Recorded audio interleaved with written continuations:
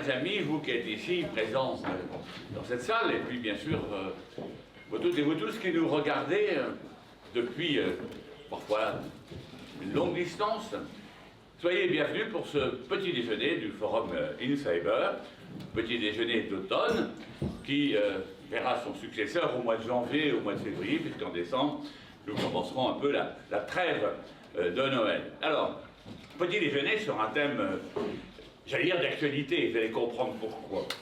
Et si Alfred de Musset était présent ce matin, il dirait pas il faut qu'une porte soit ouverte ou fermée, il dirait il faut qu'une data soit ouverte ou fermée.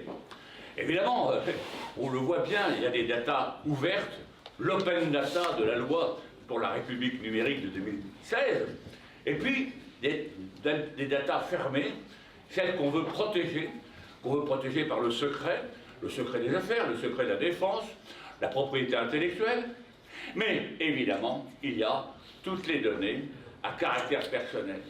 Et dans ces données à caractère personnel, il y a encore une hiérarchie.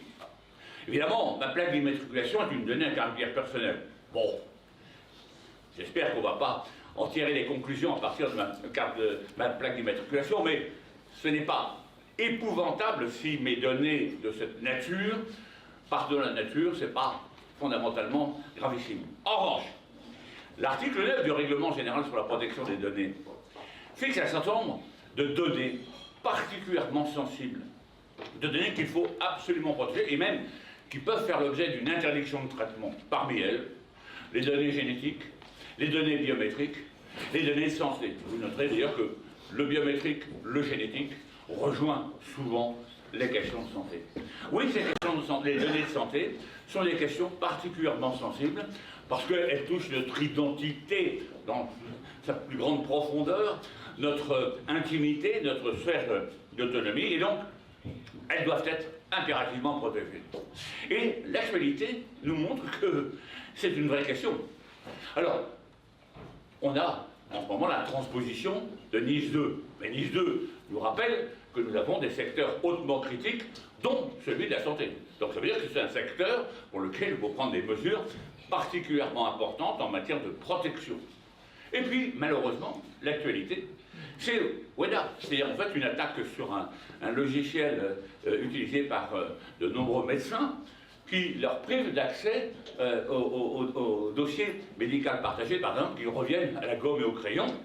Et donc on voit bien que là, il y a de vraies questions qui se trouvent posées. Donc ces données de santé, comment les protéger? On ne va pas dire pourquoi les protéger, on a compris, comment les protéger. Et surtout, la grande question, c'est comment concilier, je dirais, on ne peut pas dire la lenteur, mais le rythme de la protection des données, les process, avec la vitesse avec laquelle, bien souvent, les soins doivent être administrés. Comment concilier à la fois la vitesse des soins et, je dirais, la protection des données. Tel est le sujet que nous allons aborder ce matin. Et avec cette alternative, est-ce qu'on est avec une sécurité qui est un frein, ou au contraire une sécurité qui est un facilitateur? Pour cela, nous avons réuni un panel, et je pense que ce panel va être riche dans les personnalités des intervenantes et des intervenants, mais aussi riche dans les conversations, les échanges, parce que vous verrez, il n'y aura pas forcément peut-être une vision unitaire, mais qui va d'ailleurs révéler la difficulté de l'exercice. Alors, Mélissa, qui avons-nous ce matin parmi nous pour participer à ce petit déjeuner? Alors, merci à tous d'être présents. Alors, nous avons Sarah Edimbourg, vous êtes directrice commerciale et Chanel chez KNS. C'est une ESN qui intervient donc, à tous les niveaux de la sécurisation des systèmes d'information en France, mais aussi à l'étranger. Amélie Leroux, vous êtes directrice commerciale chez Imprivata. Vous fournissez des solutions d'accès sécurisé pour la santé, mais aussi donc, les environnements critiques en général. Et alors, Grégory Peretti n'a pas pu être là ce matin, mais Michael Vrillon, voilà, vous êtes consultant chez SafePoint. Et SafePoint, si je ne me trompe pas, vous fournissez notamment une plateforme qui gère et sécurise les accès en entreprise. Les identités et les accès dans les entreprises. Alors, moi je vais présenter Xavier à la coque. À dire vrai, pour notre public, faut-il le présenter puisqu'il est déjà venu, donc il est en deuxième semaine, si je puis dire. En première semaine, il a gagné, donc il revient en deuxième semaine. Et Xavier est un responsable de la sécurité des systèmes d'information, directeur des données et de l'IA. Alors, je vais commencer par faire une faute grave à l'IUCT de Toulouse. Vous rappelez, comme je commence avec les acronymes. Ce n'est pas bien, et on l'a dit à tous nos amis, pas d'acronyme. Alors c'est quoi? C'est l'Institut universitaire du cancer et de Toulouse, l'Oncopole. Merci Xavier d'être présent parmi nous. Et puis Jean-Baptiste Villon, qui est à ses côtés, qui est le directeur de pôle à la délégation du numérique en santé. Voilà, donc en fait, vous avez, je vais dire, la représentation un peu étatique, les hommes de terrain, et puis les prestataires, ceux qui nous apportent comment dirais-je, des solutions. Alors ma première question, je vais la poser à Jean-Baptiste, qui est ici présent. Alors vous allez dire, ça y est, on part dans la philosophie, et on va s'intéresser à Hippocrate. Enfin, tous les médecins prêtent serment d'Hippocrate, et que dit le serment d'Hippocrate? Je tairai ce qui n'a jamais besoin d'être divulgué, regardant la discrétion comme un devoir. Ça, c'est le serment d'Hippocrate. Vous voyez à peu près, un peu comme Musset, on remonte bien en arrière. Aujourd'hui, comment relire en quelque sorte, réinterpréter ce serment d'Hippocrate avec cette problématique de la donnée médicale, où on doit l'exploiter, mais taire, être discret sur ce qui ne doit pas être divulgué. Jean-Baptiste, quel est votre regard sur le sujet? Alors, c'est assez rigolo parce que je démarre souvent mes interventions avec les professionnels de santé avec ce point sur le serment d'Hippocrate. Je tairai les secrets qui me sont confiés. Effectivement, en 2025, à l'ère du numérique, taire des secrets, ça veut dire protéger l'accès aux données, aux logiciels des professionnels, etc.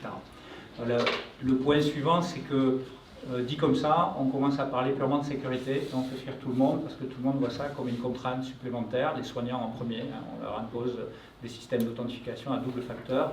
Étrangement, ça ne les dérange pas beaucoup pour accéder à leurs données bancaires, mais effectivement pour accéder à des logiciels qu'ils utilisent tous les jours dans l'exercice de leur fonction, on comprend que c'est plus contraignant. Donc ce qu'on essaye de faire maintenant depuis plusieurs années et qui va devenir beaucoup plus concret maintenant avec les programmes qu'on est en train de lancer dans l'écosystème, c'est d'expliquer que oui, bien sûr, il faut sécuriser l'accès aux données de santé, mais ça peut être simple. Il y a des solutions, des technologies aujourd'hui qui permettent de sécuriser l'identification électronique des professionnels de manière avec une expérience utilisateur plutôt satisfaisante, avec des systèmes sans contact, avec des systèmes qui permettent d'éviter qu'ils se réauthentifient plusieurs fois par jour. Et puis surtout, la manière dont on le traite à la DNS à travers les programmes, c'est que finalement, il faut le voir plutôt comme une opportunité, non pas de restreindre l'accès aux données de santé, mais de l'élargir en fait, puisque c'est en sécurisant l'accès aux données à la source qu'on va pouvoir donner aux soignants, par exemple, l'accès à toutes les données qui sont dans mon espace santé, qui, comme vous le savez, se déploient maintenant depuis quelques années de manière assez massive. Et là, on a mené beaucoup d'expérimentations dans des établissements de santé, et les gains sont évidents, hein, à la fois pour le corps médical, pour éviter des examens redondants. Hein. Un patient arrive à l'hôpital, tous les médecins, demain, vont pouvoir immédiatement, automatiquement accéder non seulement aux données que l'hôpital connaît sur ce patient, mais également à toutes les données qui viennent d'autres séjours hospitaliers, de consultations en ville, d'ordonnances, etc. Et on voit tout de suite, évidemment, aussi le gain de chance pour le patient, hein, puisque un médecin aux urgences va immédiatement savoir l'historique de santé du patient, ses allergies, etc. Donc c'est plutôt comme ça qu'on le voit, qui est plutôt de se rappeler que oui, bien sûr, il faut protéger l'accès aux données de santé, c'est le serment d'Hippocrate qui l'exige d'ailleurs, mais il faut le voir plutôt comme une opportunité, non pas de le restreindre, mais justement de l'élargir dans les années qui viennent. Justement, pour accéder à cette santé, il y a une problématique autour de l'identité de l'utilisateur. On va parler d'IAM aujourd'hui. Est-ce qu'Amélie, vous pouvez revenir sur cet acronyme et nous l'expliquer en quelques mots, s'il vous plaît? Alors en effet, c'est important de bien définir qu'est-ce que c'est que l'IAM, l'Identity Access Management. L'IAM, c'est 3 disciplines qui sont distinctes pour pouvoir accompagner les établissements, les différentes entreprises pour eux, pour sécuriser la gestion des accès. La première discipline, ça va être ce qu'on appelle l'IGA, la gouvernance des identités, que par exemple Cellpoint, dont Cellpoint a l'expertise. Et cette discipline, ça va être de travailler autour de l'identité, de ses droits, de ses rôles, de ses autorisations. On parle de mouvement de sortie. Donc là, on est dans une discipline qui est très structurante, qui est dans l'automatisation des processus. Pour commencer à dire qui accède à quoi et est-ce que finalement cette identité, cette personne a le droit d'accéder à telle application. La deuxième discipline, c'est la gestion des accès. La gestion des accès, c'est de pouvoir faciliter aux soignants ou aux différentes personnes de l'entreprise l'accès à leurs applications. Donc là, on va parler d'authentification forte. C'est là qu'on ajoute la brique de MFA, la double authentification pour ces accès. Et la troisième discipline, c'est le PAM, c'est le Privilege Access Management. C'est une discipline, en fait, qui va permettre de sécuriser les accès aux comptes d'infrastructure. En France, on entend beaucoup le mot bastion, mais c'est vrai qu'à l'échelle européenne, on parle beaucoup de Privilege Access Management, donc c'est s'assurer que des administrateurs vont accéder à des comptes d'infrastructure de façon sécurisée avec des rotations de mots de passe derrière. Et ça, je pense que c'est très important de pouvoir adresser son programme d'identité en adressant ces trois disciplines. Vous parliez de gouvernance, et justement, quoi la gouvernance centralisée des identités, Mickaël, ça change la donne pour un hôpital, à la fois pour la sécurité, mais aussi pour l'opérationnel? Alors, ça va être assez important, comme Amélie l'a fait remarquer. Quand on va parler de gouvernance des identités, en fait, on va avoir la partie IAM, donc Identity and Access Management, et la partie conformité. La conformité, ça va être aussi un point important puisqu'on va pouvoir gérer le risque, faire en sorte de s'assurer que les professionnels de santé aient les bons accès et uniquement les accès légitimes. On applique le principe de moindre privilège, hein, on va parler de ça. Et c'est vrai qu'avec nos solutions, on est capable de remonter typiquement des utilisateurs qui auraient des droits en surallocation. Et à ce moment-là, on va pouvoir appliquer des process de conformité et faire en sorte de les ramener dans le droit chemin, je dirais. Et puis, pour les établissements hospitaliers, ce qui va être important, c'est que quand un médecin arrive, quand une personne, une secrétaire doit accéder à une application, l'idée de la solution d'IGA, c'est de pouvoir tout de suite, c'est un mot encore anglais, un provisioning, donc on va aller lui créer le compte dans la bonne application avec le bon niveau d'accès. Et ça, c'est la promesse des solutions d'IGA, c'est de faire en sorte que la gestion du cycle de vie de la personne, quand elle arrive, quand elle va changer de département, quand elle va changer de métier, et ce qui est important quand elle va partir, faire en sorte que ces accès soient en lien avec ces événements. Quand une personne va arriver dans un hôpital, il faut qu'on soit de manière automatique, être en capacité de pouvoir lui créer le compte dans la bonne application. Pareillement, quand une personne va partir, il faut qu'on soit tout de suite en capacité de pouvoir désactiver le compte pour éviter de laisser des comptes actifs alors qu'une personne est partie et qui pourrait amener des fraudes ou de la sortie de données qui ne serait pas voulue. Donc l'IGA, c'est la gestion du cycle automatisé des identités et la partie conformité. En gros, on doit être capable de répondre à une question qui est assez simple. Quel est l'accès de telle personne à tel moment, et est-ce que cet accès est légitime ou pas, est-ce qu'il a été approuvé par une autorité? Et ça, c'est la promesse des solutions de gestion d'identité et des accès. Maintenant, c'est vrai qu'on parle maintenant plutôt de sécurisation de l'identité, de manière plus globale. Il y a une autre problématique aussi, c'est que les hôpitaux, ils jonglent entre le cloud, le legacy, il y a plein d'applications métiers. Comment on rend tout ça interopérable? Comment on les fait communiquer entre elles? Continue. Alors, quand on parle d'interopérabilité dans ce monde-là, il va y avoir une notion importante qui va être la notion de connectivité. Avec SailPoint, on va avoir tout un ensemble de connecteurs qui va nous permettre de nous relier à différentes applications, les applications métiers dans le monde hospitalier. On va avoir des connecteurs standards et puis on va avoir des connecteurs un peu plus spécifiques, un peu plus métiers. On va avoir vraiment des connecteurs liés dans le monde hospitalier avec notamment des liens avec tout ce qui est Hospital Connect, Care, avec des applications qui sont plus grand public. Et l'idée, c'est de pouvoir échanger des informations, faire en sorte que le canal de communication soit simple entre le monde de l'IAM, le monde de l'accès et le monde métier des applications métiers. Et donc il y a un fort lien avec les applications RH, avec les applications métiers, avec les gens de la conformité, avec les gens de la sécurité. Les solutions de SailPoint et de Data doivent être en capacité de pouvoir communiquer avec l'ensemble de ces acteurs. Juste un point là-dessus, sur l'interopérabilité, la question qui se pose, c'est aussi de savoir comment on reconnaît un même professionnel qui peut travailler dans plusieurs établissements, qui peut se déplacer, vous l'avez évoqué, passer d'un établissement à l'autre. Et donc pour ça, on a aussi beaucoup renforcé au niveau de la puissance publique ce qu'on appelle les référentiels sectoriels nationaux, comme le RPPS par exemple, qui permet d'identifier de manière unique un professionnel. On a beaucoup élargi. Alors ce RPPS, historiquement, c'était les professions réglementées, les professions ordinales. Aujourd'hui, on l'a largement élargi, on appelle ça parfois le RPPS+, mais aujourd'hui, on peut enregistrer par exemple l'ensemble des professionnels dans le secteur hospitalier qui accèdent à des services numériques en santé dans ce RPPS.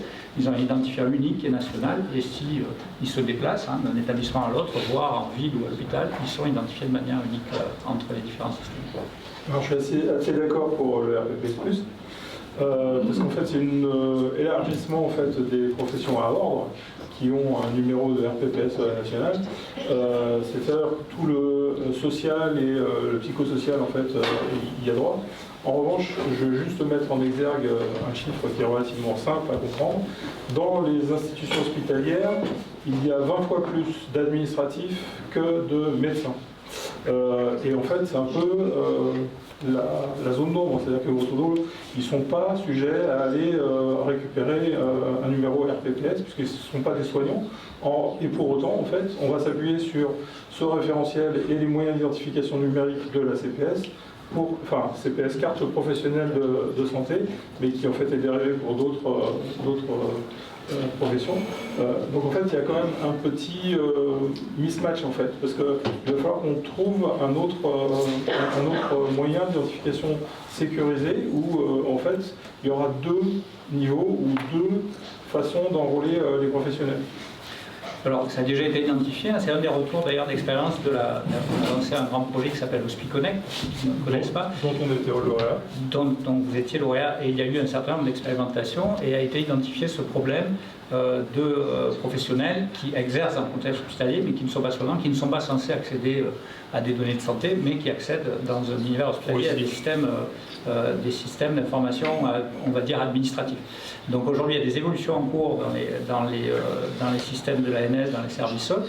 Alors, première chose, il n'est pas envisagé de déployer des cartes CPS dans tout l'univers hospitalier, c'est une possibilité, mais il y a effectivement, vous savez, d'autres établissements hospitaliers qui ont expérimenté d'autres solutions, avec des cartes à puce autres, des clés FIDO, des cartes, je ne vais pas citer tous les dispositifs, mais il y a effectivement d'autres solutions que les cartes CPS de l'ANS pour ce qui est une utilisation dérivée d'une carte historique, on est bien d'accord, mais les professionnels de santé en bénéficient.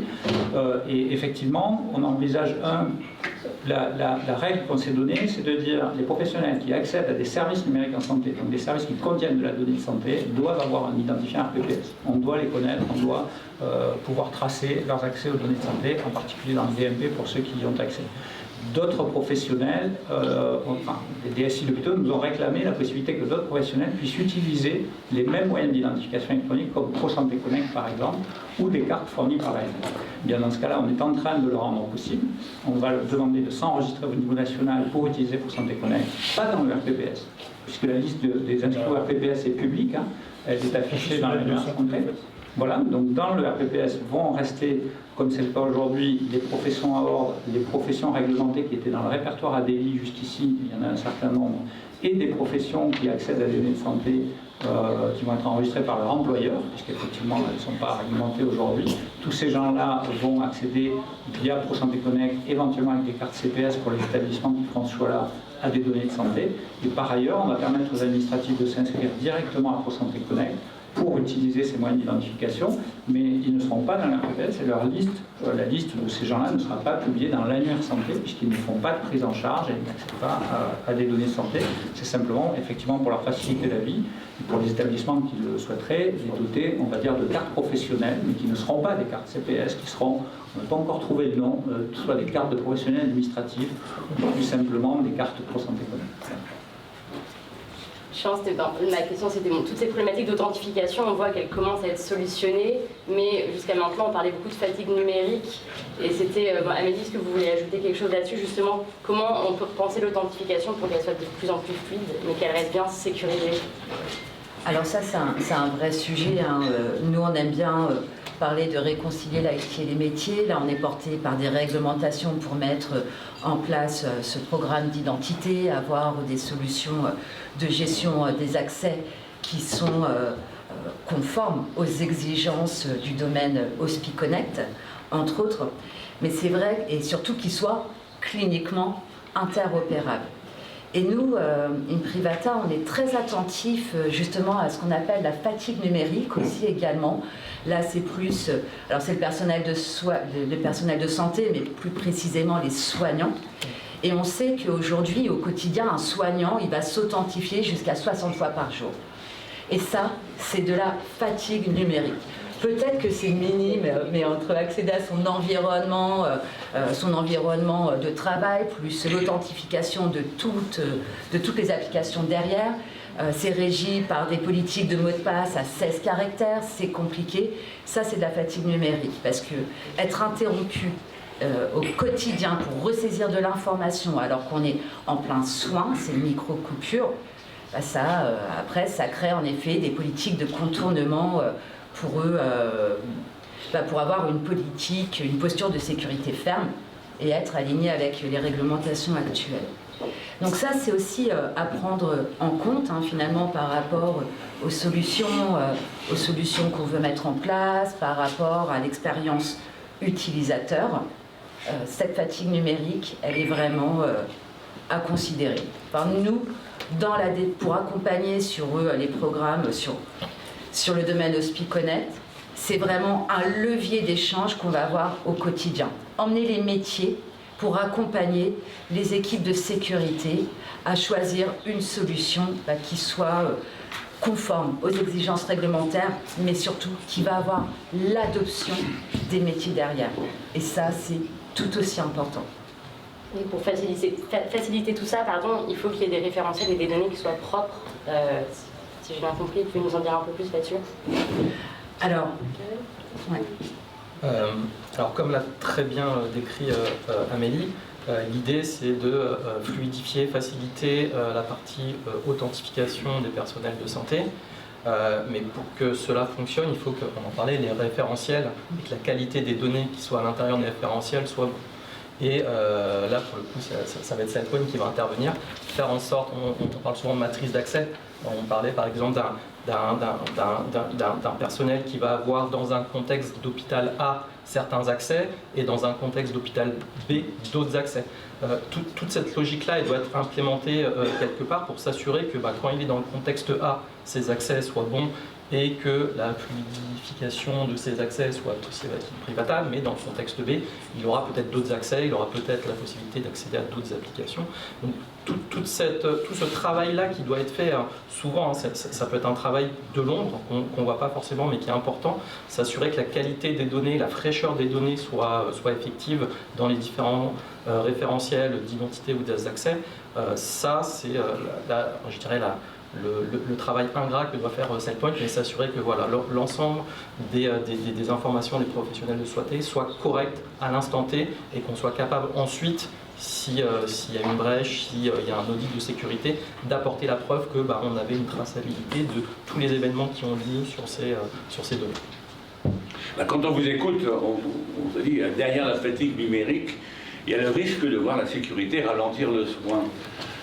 Moi, je suis très attentif à ce que peut penser un homme de terrain comme Xavier. Finalement, vous, est-ce que vous êtes devant ce dilemme, sécurité et exigence de soins rapides, vous qui êtes confronté tous les jours à un nombre très important d'interventions, et vous avez donc, non pas peut-être pas ce choix, mais cette contrainte qui pèse sur vous. Comment la vivez-vous? Alors en fait, on a une contrainte, une double injonction, et c'est même une injonction paradoxale. Alors moi, je suis réanimateur, donc pendant très longtemps, j'ai combattu l'infection Et donc en fait c'est assez naturellement que je suis venu à la cybersécurité, parce que c'est le même modèle, en fait c'est des infections du système d'information. En ayant vu la complexification de la cybersécurité dans le système de soins, on est passé de rien, tous les postes étaient ouverts, à de plus en plus de contraintes. J'aurais envie de dire que la bonne cybersécurité, c'est la cybersécurité qu'on ne voit même pas.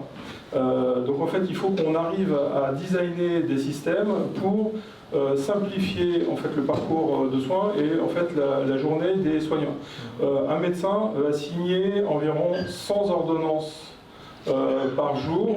Donc en fait, il va mettre son identité numérique et son mot de passe à 16 caractères 100 fois par jour, sans compter en fait les logins dans les différents ordinateurs quand en fait il a un travail ambulant dans l'hôpital. Une infirmière qui est à un poste de soins va prendre en charge environ 20 patients pour lesquels elle va faire 3 comptes rendus. Donc en fait on est dans 60 comptes rendus et à chaque fois en fait elle va devoir s'identifier et mettre son identifiant, son mot de passe. Donc en fait j'aurais envie de dire que l'IAM dont vous parlez ne va pas sans l'identification unique et surtout le single sign-on, le SSO, et qu'on s'affranchisse des mots de passe. Parce qu'en fait, il faut qu'on ait un moyen de s'identifier de manière forte avec de la double authentification directement sur la session et sur en fait le travail qu'on est en train de faire en même pas une seconde. Sinon en fait c'est pas envisageable. Il y aura de toute façon des façons de contourner l'obstacle. Et en fait je ferai une analogie par rapport à votre corps et votre système immunitaire. Vous n'allez pas demander à votre système immunitaire de prendre 5 minutes à chaque fois qu'en fait il voit arriver un antigène ou une agression extérieure pour analyser le truc et en fait déverrouiller le problème.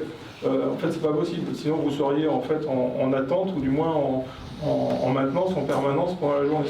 Donc en fait c'est exactement ça. Moi en étant soignant, je vois la contrainte et il faut absolument qu'on arrive à des solutions où on ne voit plus la cybersécurité, mais que pour autant on arrive à mitiger les deux. Mais c'est vraiment une double injonction. Oui, juste là-dessus, hein, c'est tout à fait vrai. Enfin, la bonne nouvelle, c'est qu'effectivement, il y a, dans les expérimentations qui ont été faites à l'hôpital et ailleurs, d'ailleurs dans les pharmacies d'officine, hein, on commence à trouver des solutions pour ça. Hein, on a des cas d'usage où typiquement un professionnel de santé va exiger une authentification forte, donc à double facteur, avec une carte à puce et un code PIN par exemple, plutôt qu'un mot de passe de 16 caractères le matin quand il arrive. Et pendant 4 heures, on va accepter qu'il puisse récupérer sa session sur n'importe quel poste de l'hôpital en la réveillant en mode sans contact, sans avoir à ressaisir son code PIN.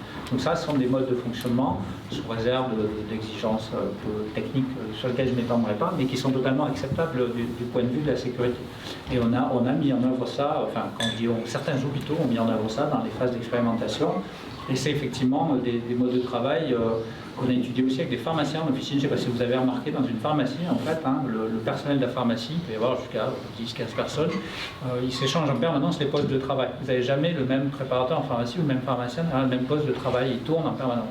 Voilà, donc on est en train de travailler avec eux, là, dans la vague 2 du Ségur numérique, et via les éditeurs de logiciels de gestion d'officine, pour qu'effectivement, ils aient des moyens d'identification électronique qui ne sont pas les cartes CPS pour le coup, la carte CPS n'était pas adaptée à ça, mais des moyens d'identification électronique de type FIDO qui vont leur permettre ça, même chose, d'arriver à faire une authentification forte et pendant 4 heures de récupérer leur session sur n'importe quel poste de la pharmacie en mode sans contact, en moins d'une seconde. C'est en tout cas ce qu'on a mis dans le cahier des charges des éditeurs.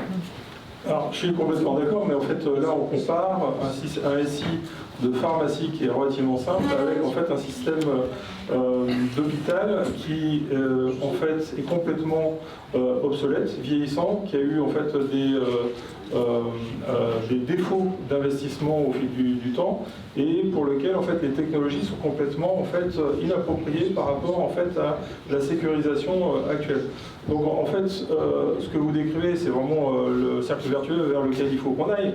Mais là, actuellement, en fait, de façon pratique, on est dans l'incapacité de le mettre en place dans un hôpital. Parce qu'en fait, faire communiquer 160 applications qui sont obsolètes, qui ne sont pas compatibles avec le SAML ou le ID Connect, et en fait faire en sorte qu'on mitige les risques, tout en simplifiant en fait le parcours des soignants, actuellement, en fait, c'est pratiquement irréalisable, et particulièrement quand on a en fait des éditeurs logiciels de dossiers patients informatisés qui ne veulent pas jouer le jeu, même s'ils sont contraints.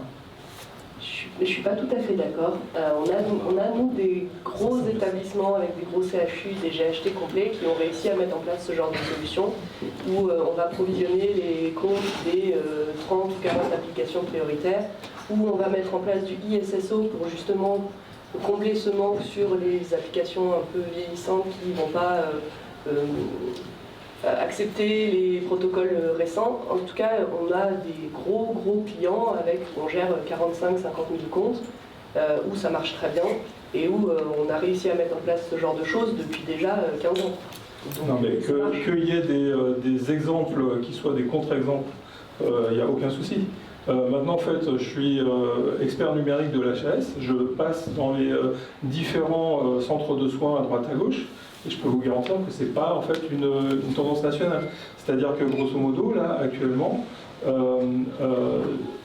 arriver enfin, il faut repartir à l'envers. C'est-à-dire que grosso modo, les centres hospitaliers publics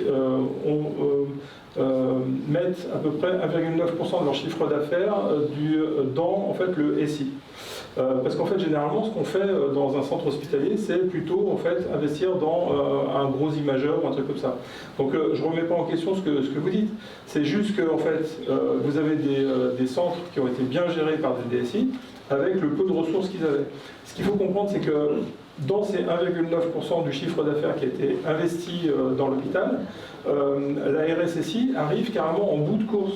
C'est-à-dire que grosso modo, la plupart des centres hospitaliers sont à un niveau en fait, de porosité du SI et d'hétérogénéité du SI qui font que c'est très très complexe de développer, de mettre en place des solutions comme vous les décrivez, ou alors en fait il faut y mettre le prix. Alors je ne remets pas en question ce que vous dites, hein. Je pense qu'en fait pour arriver à ce genre de niveau, on a investi énormément de sous et de temps humain, de TP, pour pouvoir arriver à ça. Et en fait c'est ce que l'expérimentation HospiConnect met en exergue. Bah oui, alors quand on vous écoute, on voit que finalement, il y a un problème technique, hein, bien sûr, mais il y a aussi une question de coordination interne, finalement. Qui fait quoi, qui décide quoi.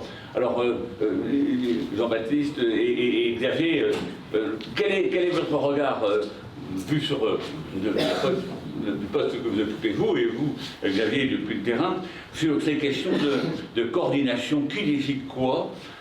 Parce que finalement, derrière tout ça, il y a des questions techniques, mais avant tout, c'est des questions organisationnelles. Jean-Baptiste, oui. Oui, tout à fait. Enfin, c'est un des apprentissages, on s'en doutait en même temps, hein, quand on a lancé ces projets et ces expérimentations dans 15 établissements. Effectivement, résoudre le problème de la gestion des identités et des accès, ce n'est pas un projet technique. Il y a une dimension évidemment technique, on vient d'en évoquer quelques axes, mais en fait on a des solutions pour ça.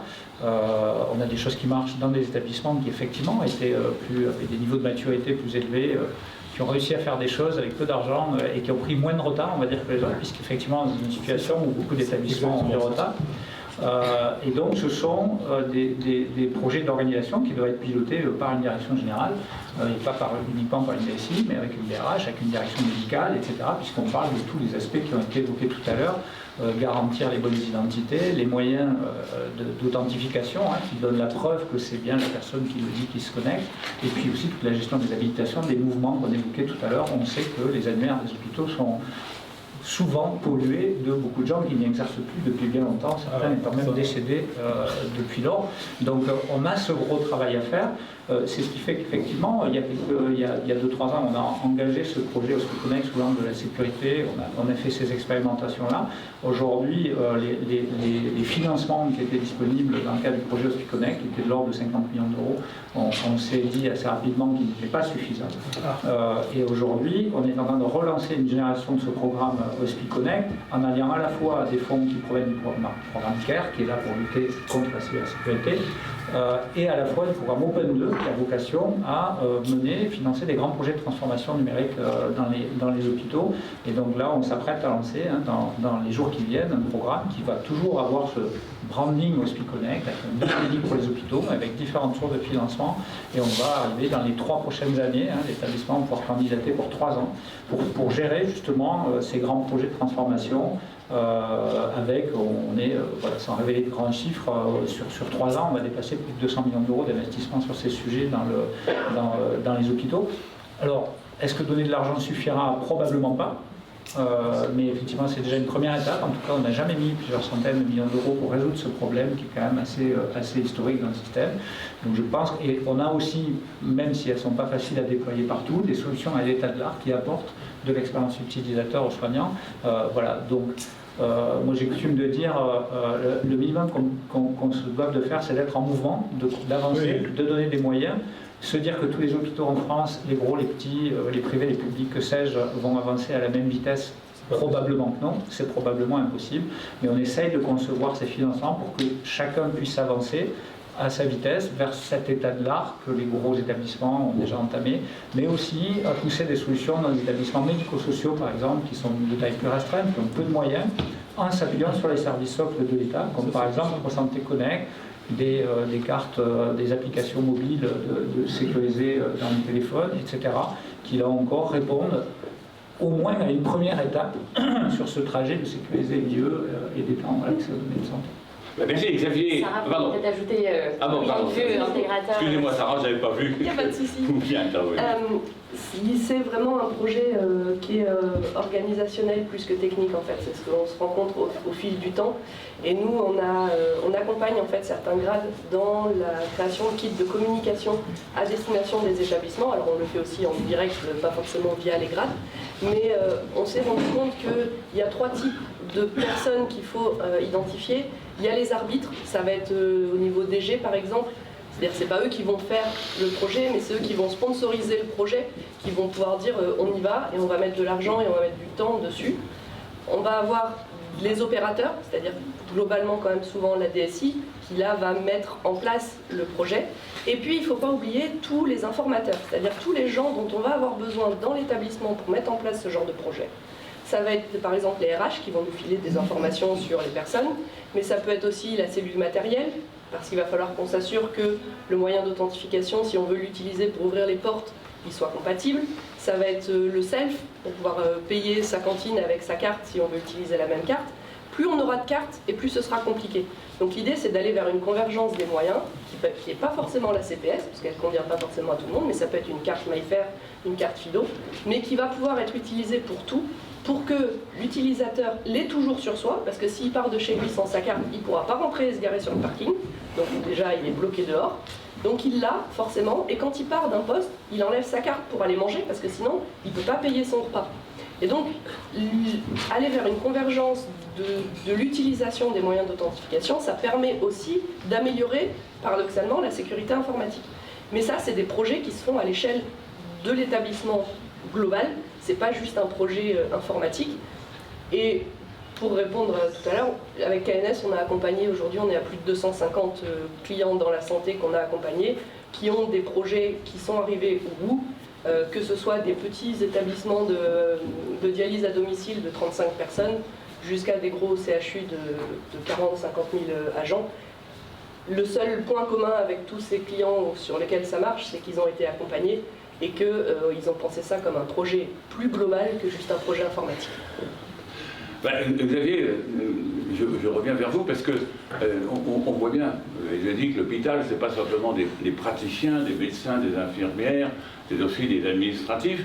Alors, quand on veut développer l'IAM dans un établissement hospitalier, qui décide quoi? Finalement, c'est quoi la gouvernance en matière d'IAM, d'Identity Access Management, pardon, pour les acronymes? Qui décide finalement? Comment vous vivez-vous ça sur le terrain? Alors déjà, je rebondis sur ce que vous avez dit. C'est vraiment un accompagnement et une transition numérique.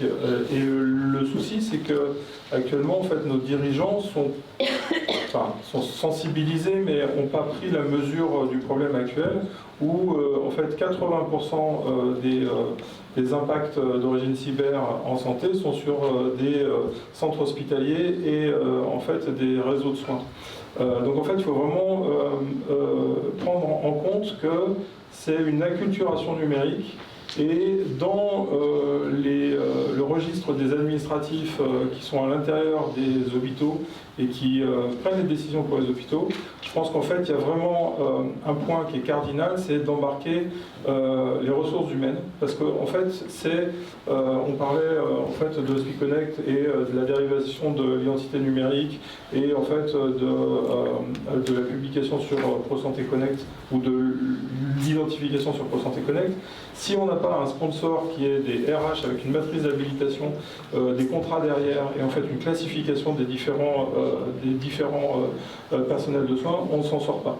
Il y a la direction générale, bien sûr, en fait, qui a un sponsor au niveau financier en disant bon bah ok, on prend le risque financier de faire ce projet. Donc là, pour SpeakConnect, c'était 100 kilos euros à peu près, et sans en fait une adhésion et même en fait même une fois, j'aurais envie de dire, une fois de ces deux entités. En fait, les projets, ils resteront au point zéro, on fera un POC qui retombera dans l'oubli, etc., etc. Donc en fait, ce que j'aurais envie de dire, le message qui est super important, c'est RH, DG, et après, en fait, les techniques suivent. C'est-à-dire que, grosso modo, on peut très bien avoir des gestionnaires de projets en sécurité et au niveau de l'informatique, on saura quoi faire. On saura prendre le moyen d'identification numérique qui en fait est adapté à la pratique en local.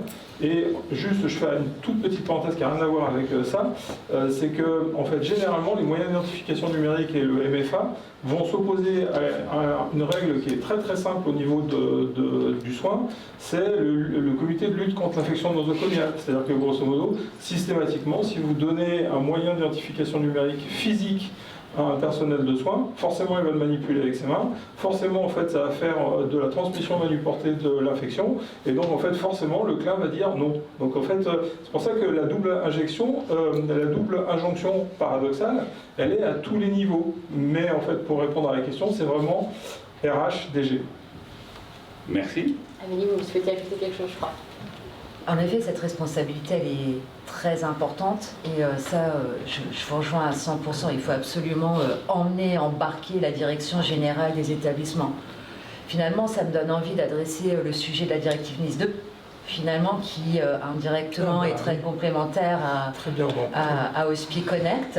Et pour moi, les deux sont très corrélés parce que finalement, la directive de NIS 2, ça va être quoi ?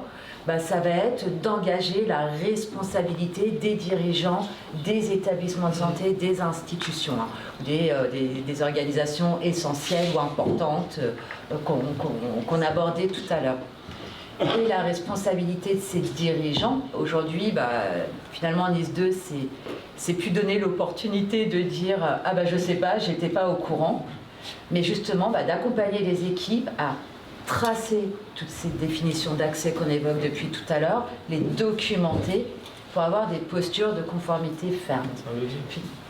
Et finalement, je trouve que ça accompagne parfaitement au SpeakConnect dans le climat de confiance. Alors je suis complètement d'accord. Alors je vais encore faire le trouble fait. Vous êtes là pour ça, mon Xavier. NIS 2, en fait, alors, il y a une pression réglementaire qui est absolument impossible à gérer au niveau des centres hospitaliers. Dans le screening que j'ai fait, j'ai 27 textes réglementaires auxquels je dois me conformer, dont la NIS 2. Et pour notre exemple personnel, en fait, on a un système alors, en fait, je suis complètement d'accord sur le fait de faire porter la responsabilité sur la tête, et donc, en fait, le directeur général prend sa responsabilité, etc. etc. Juste pour mettre en exergue, 200 millions en fait, d'investissement, c'est l'équivalent de 30 SI hospitaliers qui sont poutrés et qui doivent se reconstruire. Hein. Donc, en fait, il faut mettre un peu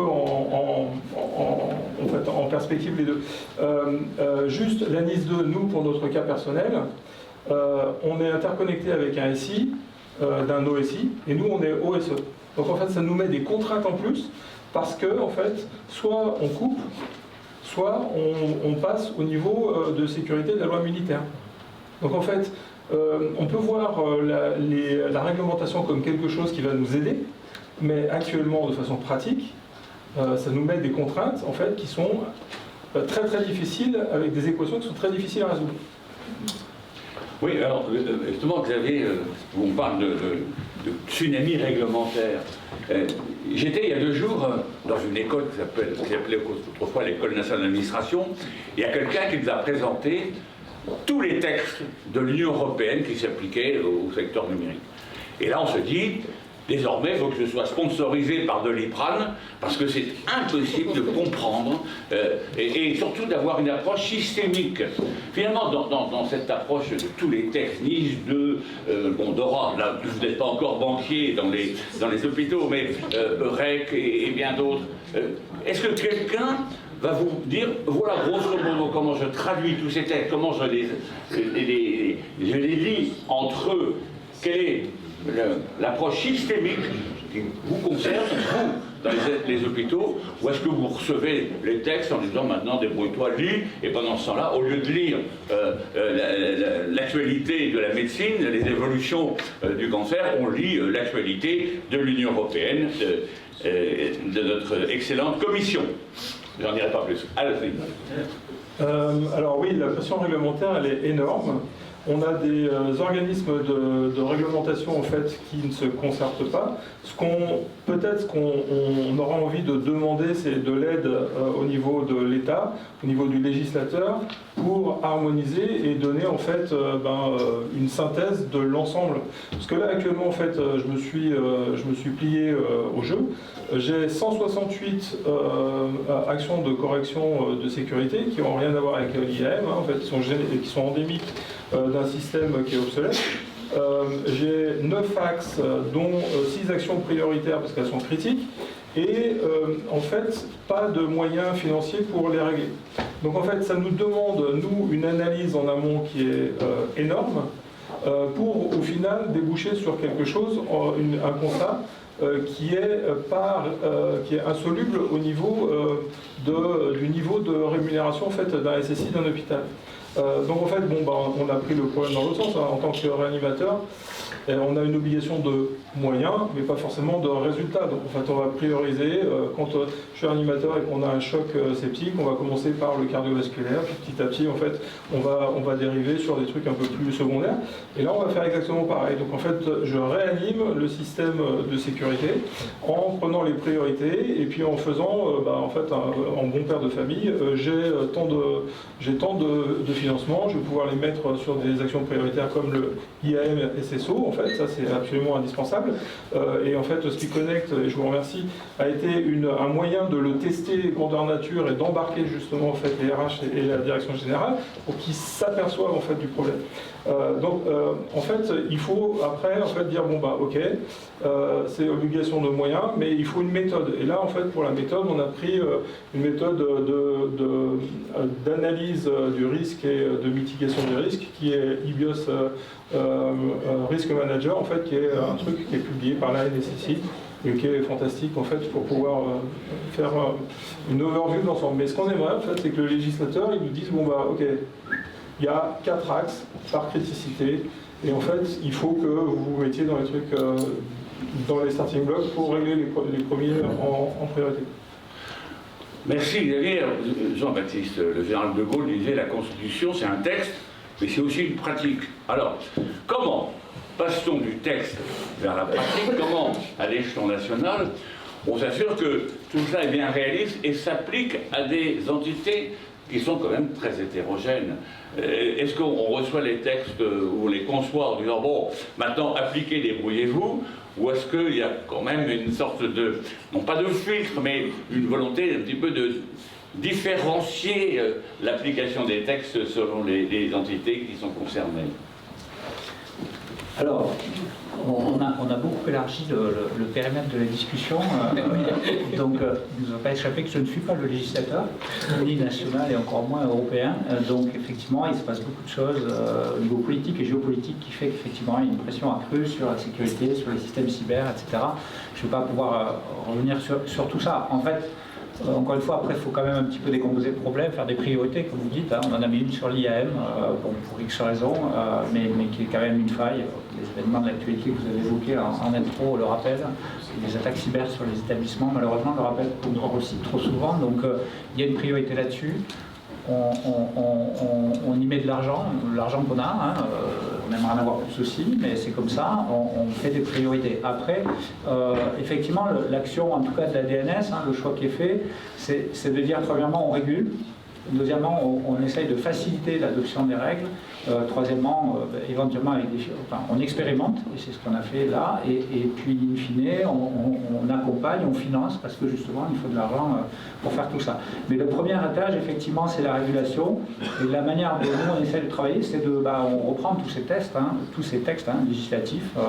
Alors, il faut savoir que la DNS est aussi très active au niveau de la Commission européenne, hein, on négocie tous les jours en ce moment, par exemple, dans le cadre du règlement pour l'espace européen des données de santé, il y a beaucoup de discussions avec les autres pays membres pour définir des règles communes, et on peut croire que ça n'est pas simple. Mais effectivement, on contribue à ça. Et puis ensuite, on fait des référentiels nationaux applicables et on a coutume de le faire en concertation avec le terrain, avec l'ensemble des parties prenantes, tout simplement parce qu'il ne suffit pas de prendre un texte de loi et de claquer dans les doigts pour qu'il soit appliqué. Encore faut-il que ce soit réaliste et que les acteurs de terrain puissent se l'approprier avec des niveaux de maturité, on l'a évoqué, qui peuvent être assez différents. Donc c'est ce qu'on fait. Là, on est en train d'ailleurs de faire une nouvelle version du référentiel d'identification électronique, qui sont les règles nationales opposables, qui s'appliquent à tous les acteurs du système de santé, en particulier les établissements. On a appris de la dernière version, qui a été rendue opposable en 2022, on y travaille et on sort cette nouvelle version avec des nouvelles exigences pour les établissements, mais qui viennent en parallèle des programmes de financement que j'évoquais tout à l'heure. Et là encore, ces référentiels vont rentrer en concertation publique dans quelques jours, tout le monde pourra s'exprimer dessus, faire des remarques, poser des questions. Et c'est aussi un moyen, avec les fédérations hospitalières, avec les éditeurs, avec tous les partenaires industriels, de s'assurer que ce qu'on prévoit de faire est quand même réaliste dans les années qui viennent. Voilà. Xavier, alors justement, en fait, je rebondis dessus. L'instruction DNS du 22 janvier 25, c'est de chez vous? Instruction relative à quoi? À la cybersécurité dans les hôpitaux de soins qui est redescendue par les ARS. Oui, ouais. Donc en fait, l'imposition en janvier 2026 d'avoir un IAM SSO dans les structures de soins, en fait, c'est vous qui l'avez imposé et c'est devenu opposable maintenant. C'est le 1er janvier 2026. Alors, cette exigence date de 2022, effectivement. Le référentiel d'identification électronique tel qu'il est opposable aujourd'hui date de 2022. J'ai plus le jour et le mois de l'arrêté en tête, mais effectivement, ce référentiel exige qu'au 1er janvier 2026, un certain nombre de structures de soins de taille importante se soient dotées d'une solution SSO. Je vous rappelle que ce référentiel exige aussi, à date, que tous les professionnels de santé soient identifiés sur des systèmes en double facteur aujourd'hui, et on est loin du compte, vous le savez comme moi, malheureusement. Donc c'est une des raisons pour lesquelles on met à jour ce référentiel. Probablement qu'à l'époque, on a été trop ambitieux, mais encore une fois, ces référentiels, c'était déjà le cas en 2022, sont établis avec l'ensemble des parties prenantes de l'écosystème. Il y a effectivement la réalité du terrain, il y a aussi la pression de certains acteurs qui défendent les droits des citoyens comme la CNIL, qui ont des exigences à faire passer sur la protection des données personnelles, et on tient compte de tout ça. Alors certes, certains établissements y sont arrivés, d'autres non. Encore une fois, on est en train de remanier, de retravailler ce référentiel qui sera en consultation, je pense, la semaine prochaine, et tout le monde pourra s'exprimer dessus. On a adopté une approche un petit peu différente, où on va imposer effectivement que les établissements de santé, notamment, se responsabilisent par rapport à ces exigences, mais en leur laissant la possibilité d'avoir des réserves de conformité sur certains points, au moins pendant les 3 prochaines années, puisque les financements des programmes comme HospiConnect vont désormais leur permettre d'avancer, et peut-être plus rapidement, d'ici 2028, sur ce type d'exigence. Alors comprenez-moi bien, en fait, c'est pas du tout une critique, hein. C'est-à-dire qu'en fait, je vois le cercle vertueux et je vois en fait l'obligation de moyens. Donc en fait, il faut quand même avoir des textes ou une réglementation qui incite en fait à monter la marche. C'est juste qu'en fait, à un moment ou à un autre, ça nous est opposable. Donc en fait, on essaye de faire du mieux qu'on puisse, mais encore une fois, on paie le legacy, c'est-à-dire en fait l'obsolescence de l'ensemble des systèmes d'information hospitalière. Et encore une fois, en fait, plus le système d'information hospitalière est grand, plus c'est compliqué de le faire. Donc en fait, si le texte de loi il s'applique justement à des systèmes d'information hospitalière de grands ensembles, alors il y a KNS qui nous dit qu'en fait ils sont capables, super forts, pour en fait implémenter 50 000 identifications à l'échelle d'un CHU. C'est possible. C'est possible. Non mais c'est possible, je ne reviens pas dessus. En revanche, en fait, moi je vous parle du CHU qui est à côté de moi. En fait, ils en sont extrêmement... Ils n'ont pas encore commencé, le CHU à côté de vous. Mais c'est des projets qui datent même d'avant ça. Mai 2007, il y a eu des textes qui imposaient l'utilisation de la CTS pour se connecter sur les systèmes. Et qui a été financé à l'époque, c'était Hôpital 2012. Et on a beaucoup de clients, nous, qui sont partis à ce moment-là, en fait, et qui ont commencé. Ça fait déjà depuis 2007 qu'on pousse à faire de l'authentification forte dans les hôpitaux. Alors c'était pas opposable à l'époque, donc c'est peut-être pour ça que ça a moins pris, mais il y avait des budgets déjà à l'époque. Donc ça fait déjà 15 ans, de 2012, ouais, ça fait 13 ans qu'on a cet objectif-là dans les hôpitaux. C'est pas nouveau, et ça... Alors là, heureusement, il y a plus de financement, c'est vrai que ça va faire bouger les choses. Il y a aussi plus de législation en dehors. En 2007, il n'y avait quand même pas grand-chose qui obligeait, à part Hôpital 2012, à le faire. Mais c'est pas nouveau, quoi. C'est pas un sujet qui est nouveau dans les hôpitaux. Non, mais ça reboucle avec justement en fait, l'investissement sur le SI et en fait le retard qu'on a pris. Xavier, justement, qui paye, qui finance? Comment financer tous ces investissements? Ben, en fait, en répondant à des appels d'offres qui sont promulgués par l'ANS et la DNS, puisqu'en fait c'est comme ça qu'on a et le programme CARE et Open 2, en fait ce sont des programmes qui encadrent l'augmentation du niveau de cybersécurité dans l'écosystème de la santé, et donc en fait on remercie en fait tout cet écosystème d'être autour en fait de la santé pour essayer d'amorcer ce cercle vertueux. Après en fait c'est les hôpitaux publics, c'est ce que j'ai dit, considèrent qu'en fait ils mettent à peu près 1,9% de leur chiffre d'affaires sur la table pour le SI, et encore moins pour le RSSI. Pour les établissements comme le mien, qui en fait est un établissement mixte de droit privé, mais sans... qui ne fait pas de profit, en fait, à ce moment-là, en fait, le directeur général est libre d'allouer une certaine assiette un peu plus importante pour des projets de sécurité, si en fait il est sensibilisé. Et puis, voilà, donc en fait, l'écosystème, c'est soit financement interne, soit en fait appel d'offres externe. Ceci étant, en fait, pour les appels d'offres externes, alors je reprends HospiConnect, c'était assujetti à l'atteinte de certaines cibles. Et en fait, en cybersécurité, objectif de moyens et pas forcément de résultats, quand en fait on se heurte à des points qui sont extrêmement bloquants et qui sont extrêmement endémiques en fait, du système, comme les éditeurs de logiciels de dossiers patients informatisés qui ne veulent pas avancer plus vite que leur roadmap et qui ne veulent pas se mettre au niveau du Ségur numérique, etc., parce qu'ils ne sont pas contraints, et ben en fait ça bloque tout le système et on ne reçoit pas les mannes financières. Bon, vous avez compris que Jean-Baptiste a décidé, il a dit à l'instant, de tripler votre dotation pour l'année prochaine. À moins que j'ai mal entendu, peut-être que je suis mal entendu. Je ne l'ai pas formulé comme ça, mais non, on a décidé effectivement, je note au passage, c'est dommage que vous n'ayez pas invité un éditeur de DPI, mais non, on y travaille. Enfin, je crois encore une fois que vous l'avez compris là depuis le début, ce sujet de l'identité numérique est extrêmement complexe, et là on élargit sur globalement le sujet de la cybersécurité ou de la RSSI en général. Il y a énormément de sujets à traiter, il y a beaucoup de retard pris en tout cas par certains établissements, peut-être moins par d'autres. En tout cas, l'écosystème qu'on a en face de nous est extrêmement hétérogène. Vous parliez des éditeurs de DPI qu'on arrive à réguler maintenant par l'intermédiaire du Ségur. Donc, effectivement, ils ont leur roadmap, ça va arriver, ça n'arrive jamais assez tôt, mais en tout cas, on leur a imposé des connecteurs pour faciliter tous les programmes qu'on est en train de mener. Hein. Je ne l'ai pas dit pour rentrer dans le détail, mais ces financements Open 2, ces financements SpiConnect, ils arrivent aussi à un moment où des pays issus de la vague 2 du Ségur qui ont été financés pour aussi embarquer des fonctionnalités de sécurité vont arriver dans les hôpitaux à partir de 2026 jusqu'en 2027. Ces pays vont permettre aussi de consulter, d'accéder pour les médecins aux données qui sont dans le DMP que j'évoquais en tout début de réunion.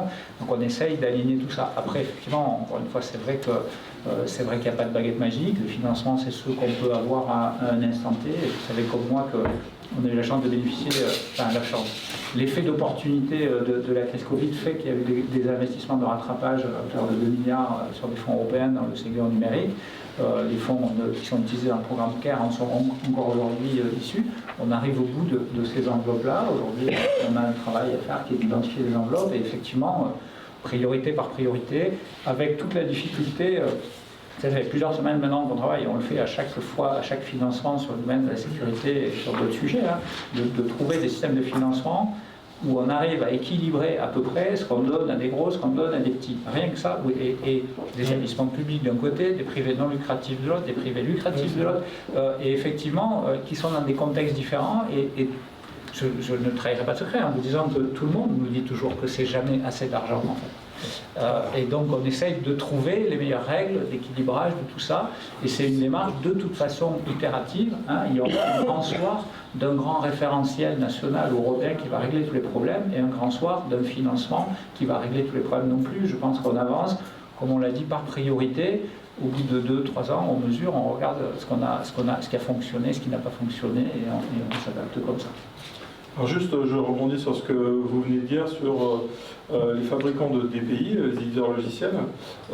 Pour SpiConnect, en fait, il fallait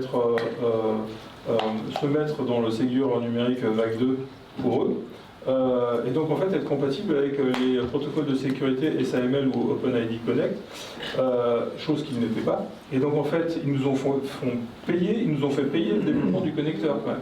En fait pour arriver en avance de phase à répondre à SpiConnect. Et au final, en fait la deadline est passée et ils ne sont pas montés en production. Donc en fait c'est toute cette réalité de terrain en fait que je voulais remonter en fait à votre connaissance. Non, oui, c'est vrai que c'est difficile. C'était un choix de cette phase de SpiConnect. Vous avez été un précurseur parmi les 15 sélectionnés. Et vous avez essuyé les plâtres, comme on dit chez moi. Et on vient de la même région d'ailleurs, je crois. Mais vous avez essuyé les plâtres. Et c'était le jeu aussi des financements qui ont été donnés pour expérimenter ça. Certains éditeurs de pays ont joué le jeu, d'autres moins.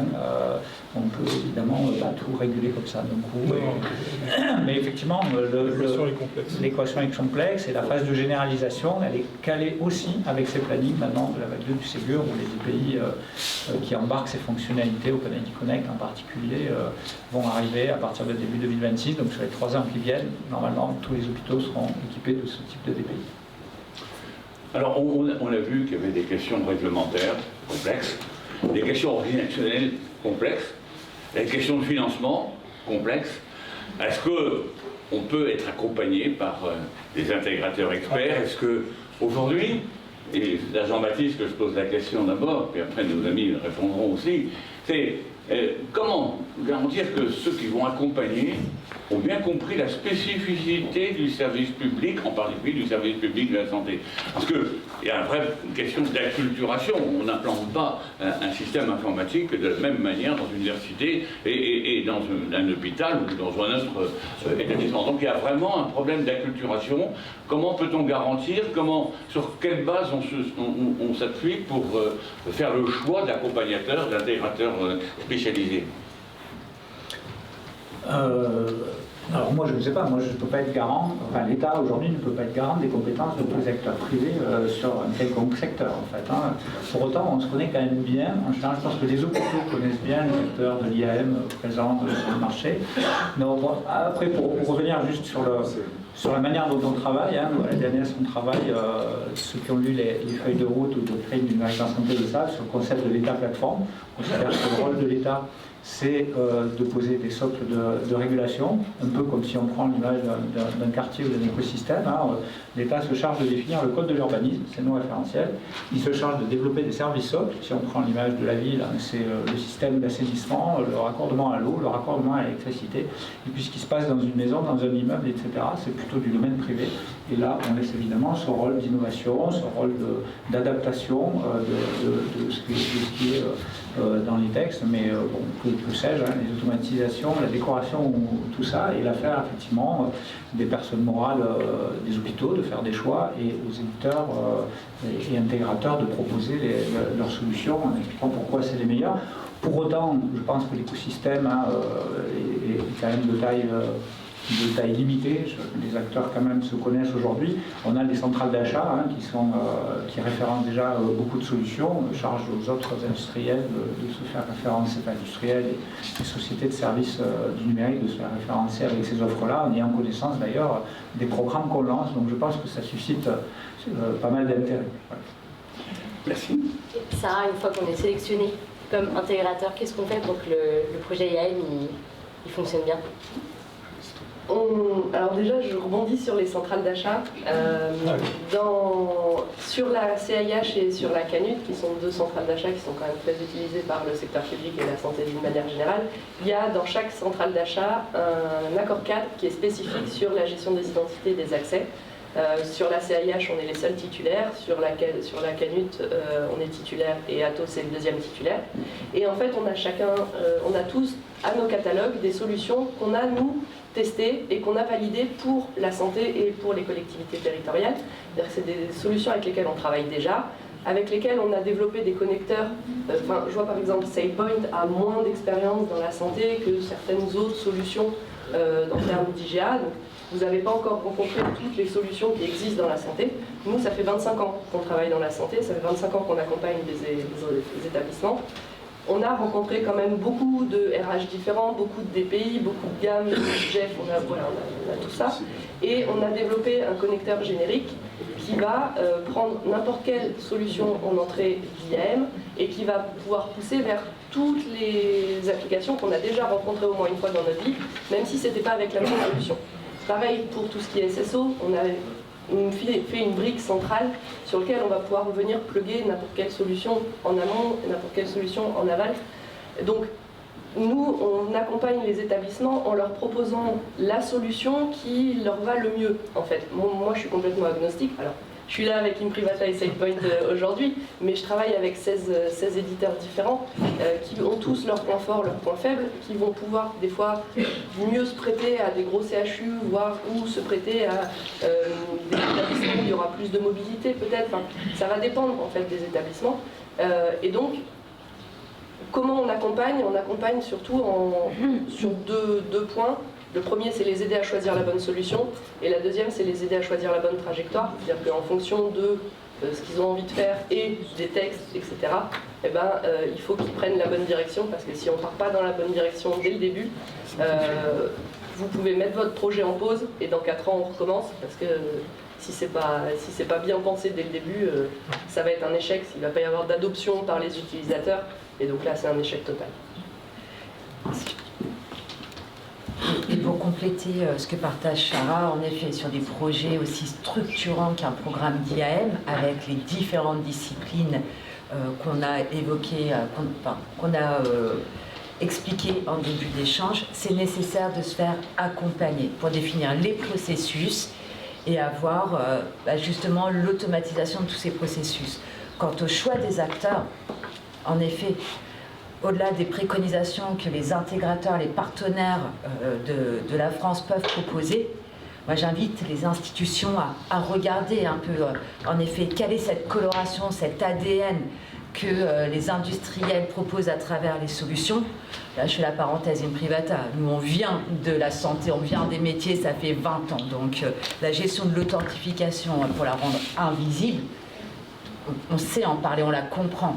On parlait aussi de cette partie cliniquement viable. Une solution doit être cliniquement viable aujourd'hui pour pouvoir accompagner à la trajectoire HospiConnect. Donc oui, Les éditeurs de solutions, c'est important, mais à aucun moment, l'accompagnement ne doit être négligé. Et lancer un projet aussi structurant que de la gouvernance des identités ou de la gestion des accès, un partenaire est nécessaire. Est-ce que vous voulez rajouter, rentrer un peu plus dans le détail de ces accords cadres, justement, en quoi ils simplifient vraiment en pratique, qu'est-ce que ça donne? Alors en fait, les accords cadres il y a deux pans sur l'accord cadre. Il y a le pan solution, où là on va avoir entre 16 et 21 éditeurs à notre catalogue, j'en parlais tout à l'heure, suivant la centrale d'achat. Et donc là où vous pouvez, via cet accord cadre, acquérir tout ce qui est licence, souscription, maintenance, ça dépend des solutions. Et puis il y a toute la partie prestation, où là les deux accords cadres sont à peu près rédigés de manière identique. Tout est sous forme d'unité d'œuvre forfaitaire, c'est-à-dire que dès le début, en téléchargeant le BPU, qui est en accès libre sur sur les deux centrales d'achat, vous pouvez déjà faire votre budget presque. C'est-à-dire que vous avez des unités d'œuvre plutôt en amont, qui vont pouvoir accompagner les établissements sur l'aide au choix de la solution et sur la trajectoire, qui sera, si j'ai bien compris, un des premiers jalons de subvention de SPIConnect. Donc ça permet de lancer ça et de savoir où on est, où on va, et aussi de choisir avec quelle solution on va y aller. Et ensuite, il y a toutes les unités d'œuvre de mise en œuvre, que ce soit de l'IAM, du ISSO, de la Fédération d'identité. Tout ça est sous forme d'unité d'œuvre qui est complètement décrite, il n'y a pas de surprise, c'est-à-dire qu'on sait dès le début où on va, ce qu'on va faire, etc. Et pour finir, il y a aussi toutes les unités d'œuvre de la suite du projet, parce que mettre en œuvre, c'est bien, mais après, il faut continuer à le faire vivre. Et donc tout ce qui est support, maintenance, assistance technique, aide au maintien en conditions opérationnelles. Et en fait, tout ça, c'est présent sur les marchés. Alors, vous n'êtes pas obligé de passer par les marchés, mais c'est quand même beaucoup plus facile pour le secteur public de passer par des accords cadres comme ça. Et donc, sachez qu'il y a tout déjà sur les accords cadres et que on a les éditeurs, les tarifs éditeurs ont déjà été négociés pour le domaine de la santé. On a certains éditeurs qui nous font 70% de remise sur leur licence par rapport à leur prix public via ces marchés-là. Donc, voilà, tout a déjà été pensé pour la santé, c'est négocié avec des prix en gros, on va dire. Donc ça permet d'avoir des prix qui vont permettre de rentrer dans les budgets. Enfin, on en discutait il y a encore quelques semaines. Normalement, ça va permettre d'utiliser au mieux les subventions qui vont être données pour pouvoir en faire le plus possible. Intégrateur avec accompagnement avec des intégrateurs experts, vous en avez parlé, on peut d'ailleurs en parler encore, mais finalement, comment l'État, et là c'est Jean-Baptiste et Xavier qui vont peut-être nous répondre à la question, comment l'État aussi joue son rôle d'accompagnateur dans dans ce déploiement de l'IAM dans les secteurs hospitaliers. Du coup, juste un point pour rebondir sur ce qui a été dit. D'ailleurs, ces systèmes d'unités d'œuvre qui sont dans les marchés aujourd'hui ont été utilisés en plus des retours d'expérience terrain de SPIConnect Alpha pour dimensionner alors, non pas l'enveloppe des 200 millions d'euros que j'évoquais tout à l'heure, parce que ça est limité mécaniquement du point de vue économique, mais sur la répartition, les calculs de répartition entre les petits, les moyens et les établissements, on a utilisé ces abattas, ces unités d'œuvre aussi pour essayer de construire quelque chose de cohérent, donc on l'a utilisé. Après, pour accompagner, aujourd'hui, on en a beaucoup parlé finalement à travers les questions précédentes. Nous, encore une fois, on travaille sur la régulation, on a commencé à attaquer ce sujet au SPIConnect Alpha il y a 2-3 ans maintenant. D'autres avant nous s'étaient déjà collés probablement. Et on peut constater que ça n'est pas simple puisque ce problème n'est pas résolu. Donc on a décidé plutôt de repasser par des phases d'expérimentation en acceptant qu'effectivement c'est complexe parce que les contextes de chaque... Et on parle que du secteur établissement de santé, c'est encore extrêmement complexe dans le médico-social. La ville a ses propres problématiques. Donc bref, sur le secteur hospitalier, on a choisi d'expérimenter, on en tire des conséquences, on améliore les services soft que j'évoquais tout à l'heure pour Santé Connect, etc. Il y a beaucoup de développements qui sont en cours pour faciliter l'enregistrement des professionnels, comme on l'a évoqué au début. Donc là, il y a de l'investissement public et puis on lance ces programmes pour accompagner financièrement, in fine, les établissements. Mais clairement maintenant, en sachant un petit peu mieux où on va, un petit peu mieux dimensionner ces enveloppes, Et puis effectivement, il y a un certain nombre de dispositifs d'accompagnement, de guides qui sont proposés au niveau national, mais qui bien entendu vont s'appuyer sur le terrain, sur des interventions d'experts, alors que ce soit via les ARS et les grades, la puissance publique au niveau régional, mais bien entendu avec des acteurs privés là où les établissements en ont besoin. Vous aviez un complément vu du terrain?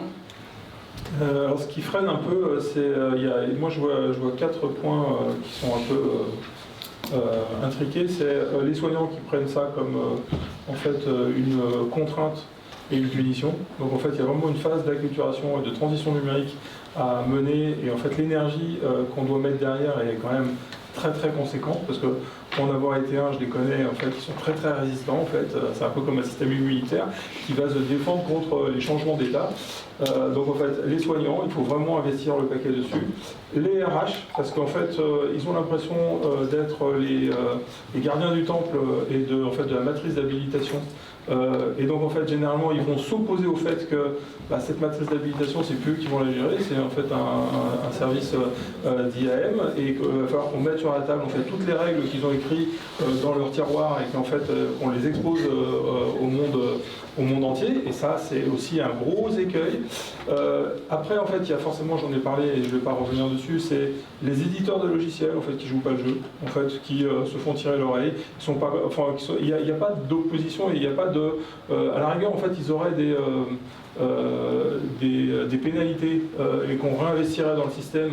Et ben là, en fait, on aurait des résultats, et en fait, ils seraient compatibles avec OpenID Connect. Donc, en fait, on aurait pu faire l'identification sur ProSanté Connect sans problème, et en fait, ça n'aurait pas posé de problème. Là, actuellement, on a un gros blocage. Et puis, la dernière, c'était... Oui, en fait, il y a encore des petits réglages, un peu d'huile à mettre dans les rouages entre le socle de l'État et puis en fait les SI, je vous avais dit, personnels. Donc en fait, les services socles qui, par exemple, en fait, ont une identité numérique qui est comme France Santé Connect, qui est ubiquitaire. Mais pour autant, en fait, autant en bénéficier directement dans le logiciel RH en récupérant et en dérivant directement l'identité numérique, et en fait l'utiliser dans ProSanté Connect, qui serait quand même un truc super simple en fait. Pour l'instant, en fait, c'est pas tout à fait en fait réglé, et donc en fait après c'est la production de cartes CPS. Si on prend le MIE de la carte CPS, on a eu quelques dossiers avec l'ANS pour en fait les délais, les codes porteurs, enfin etc. Mais ça en fait c'est en train de rentrer dans le... Juste 3 trucs là-dessus. Je vous ai bien dit au début de la réunion que la CPS n'est pas la solution miracle à tous les problèmes. Non, mais elle mérite d'exister, mais il y a des délais d'acheminement des cartes depuis l'ANS, etc. Donc, mais ça, il y a chaque établissement... Une solution bis de repli. C'est une solution, effectivement. Juste sur le point de... Oui, l'articulation entre ProSanté Connect, donc on va dire les fournisseurs d'identité sectoriels comme ProSanté Connect ou secteur santé, l'articulation avec les moyens, on va dire, régaliens, portés notamment par la MTS comme France Identité, sont en cours d'intégration. Au mois de janvier, là, on va sortir une nouvelle brique qui va s'appeler ProSanté Identité, pour ne pas la nommer, en amont de ProSanté Connect, qui va permettre aux professionnels de s'enregistrer en utilisant France Identité, qui, comme vous le savez peut-être, est le futur portefeuille européen d'identité numérique pour les citoyens français, EU DI Wallet, comme on dit. Donc ça, c'est en cours. Ça sera intégré là. Et puis, je sais plus, il y avait un troisième axe sur votre question sur lequel je voulais vous répondre, mais ça m'est sorti de la tête. Soit RH. Oui, RH, effectivement, dans le panel de toutes les dépenses qui peuvent être financées via la généralisation du programme SpeakConnect, et notamment le volet Open 2, on va assez loin, il y a l'IE, il y a l'accès au DMP, il y a aussi de pouvoir financer justement des évolutions de briques RH qui vont permettre de développer dans des portails d'onboarding, de recrutement, directement une authentification forte d'un professionnel avant qu'il arrive, de sorte qu'au moment où il arrive, il est déjà identifié. Donc ça fait partie des choses qui peuvent être financées. Merci beaucoup. Sarah, avant de conclure, je voulais avoir votre point de vue justement sur l'accompagnement des lauréats au SpeakConnect. Vous allez avoir accompagné pas mal de projets, je crois. Qu'est-ce qui s'enlise, qu'est-ce qui fonctionne? On en a accompagné 5 sur les 15, donc avec plusieurs tailles d'établissements, on accompagnait aussi le seul CHU qui faisait partie de SpeakConnect. Et nos lauréats, alors nos lauréats avec beaucoup de guillemets, mais les lauréats qu'on a accompagnés ont tous atteint les objectifs qu'ils avaient. Ça a pris du temps, ça a pris de l'énergie parce que c'était une expérimentation pour tout le monde. C'est une expérimentation pour les établissements, mais c'était aussi une expérimentation pour les éditeurs de DPI, pour nous, pour les éditeurs d'IAM de SSO, pour l'ANS. On a fait cette expérimentation ensemble et on a eu beaucoup de discussions. On parlait du DPI, il y a des clients à nous avec qui on a passé 1 heure toutes les semaines avec l'éditeur de DPI pour réussir à les faire avancer, pour qu'ils puissent avoir le truc qui fonctionne et que ce soit compatible du premier coup et que ça marche. Donc ça a pris de l'énergie, mais je pense qu'on est arrivé à la fin de la phase alpha en ayant tous appris beaucoup de choses et en sachant où on va aller. Enfin, je pense que après je ne veux pas trahir la pensée de l'ANS, mais on a quand même beaucoup discuté pendant plus d'1 an. Et on a tous expérimenté, on a tous modifié nos processus, on a tous avancé ensemble, je trouve, et ça augure plein de bonnes choses pour la suite. Merci beaucoup. Alors le mot de la fin, s'il y avait un conseil à donner aux établissements qui veulent lancer un projet d'IAM, ce serait lequel? Quelqu'un souhaite se prononcer? Partir en équipe de rugby avec en fait la ligne avant qui travaille en même temps que la ligne arrière et en fait qui enfonce les difficultés. Merci. Mickaël, peut-être que vous souhaitez ajouter un mot Ouais, alors je ne dirais pas pareil, mais effectivement, c'est un travail d'équipe. On voit, il y a les organismes étatiques qui peuvent définir une trajectoire, définir une voie. Nous, on doit être là pour aider les établissements hospitaliers sur la question technique, mais je ne pense pas qu'au final, il y ait vraiment trop de difficultés techniques. Ça va être plutôt, on en a parlé, des difficultés organisationnelles. Et donc, l'idée, ça serait plus que de parler de projet, plus de parler de programme. En fait, ça va être un programme général de sécurisation de l'identité qui va embarquer plusieurs projets. Il va y avoir le projet RH pour parler des matrices d'habilitation, les matrices d'accès. Un projet financier, forcément, un projet avec les gens du métier, un projet avec la direction générale pour aller expliquer aussi, parler du fait que la sécurisation de l'identité, c'est important. Et puis, tout ne va pas se régler par magie. Hein. On ne va pas installer une solution comme SailPoint in Privata et tout de suite, toutes les applications vont être connectées et tout va fonctionner par magie. Donc, ça va être un programme qui va se dérouler en plusieurs étapes. Il va y avoir plusieurs embarcations d'applications au fur et à mesure. Donc c'est aussi quelque chose qui va être dans du récurrent. C'est pas un projet qui va être réglé en 1 an. Donc ça va être quelque chose qui va être récurrent. Au fur et à mesure, on va embarquer de plus en plus d'applications. On va gérer une population de plus en plus importante. On va peut-être commencer par les internes.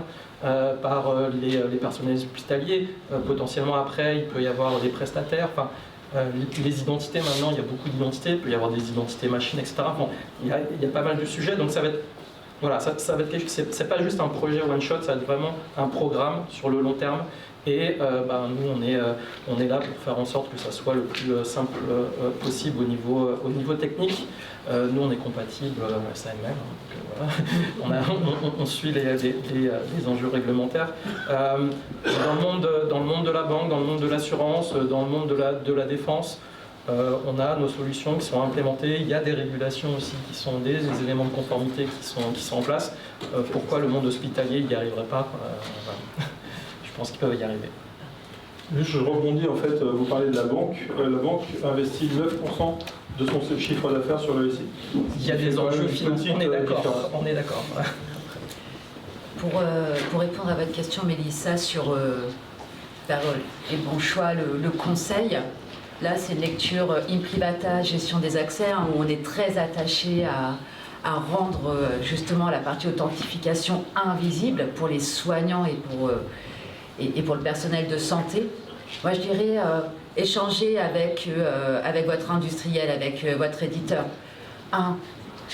Si vous évaluez les solutions, essayez d'avoir un pont clinique IT, c'est-à-dire emmener les métiers dans les évaluations des solutions.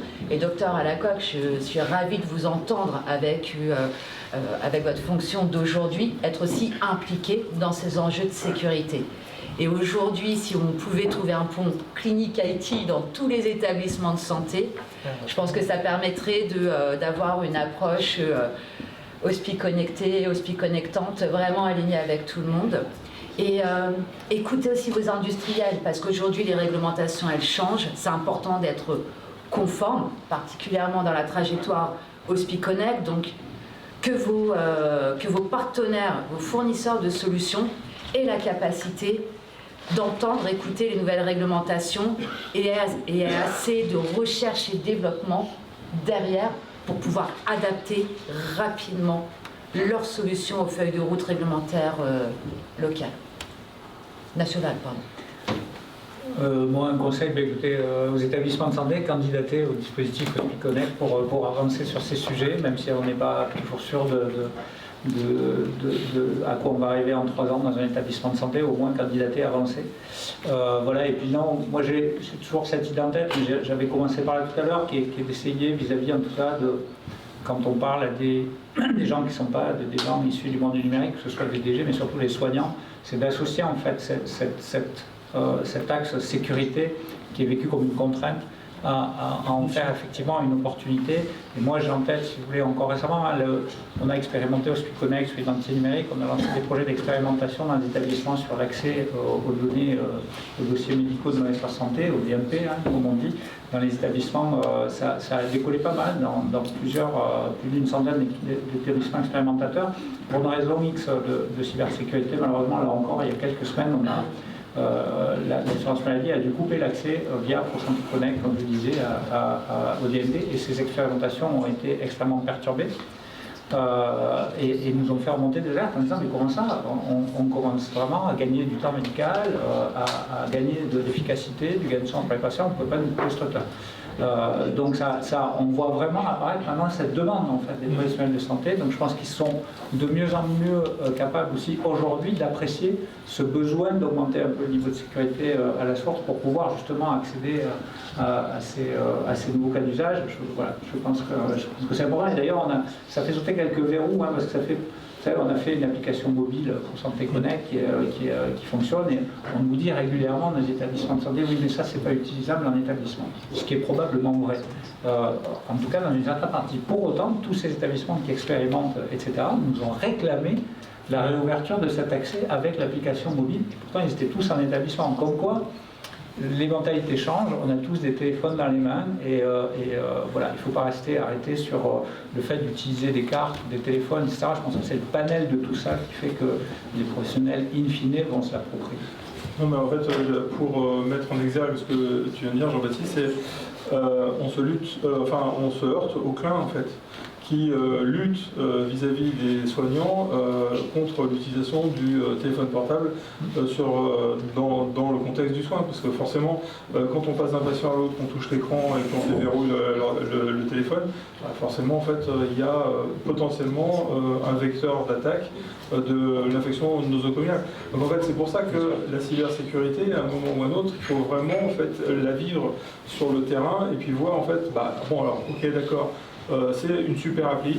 Comment est-ce qu'on va pouvoir faire pour justement contourner le problème du clin et trouver des solutions de debunking, etc.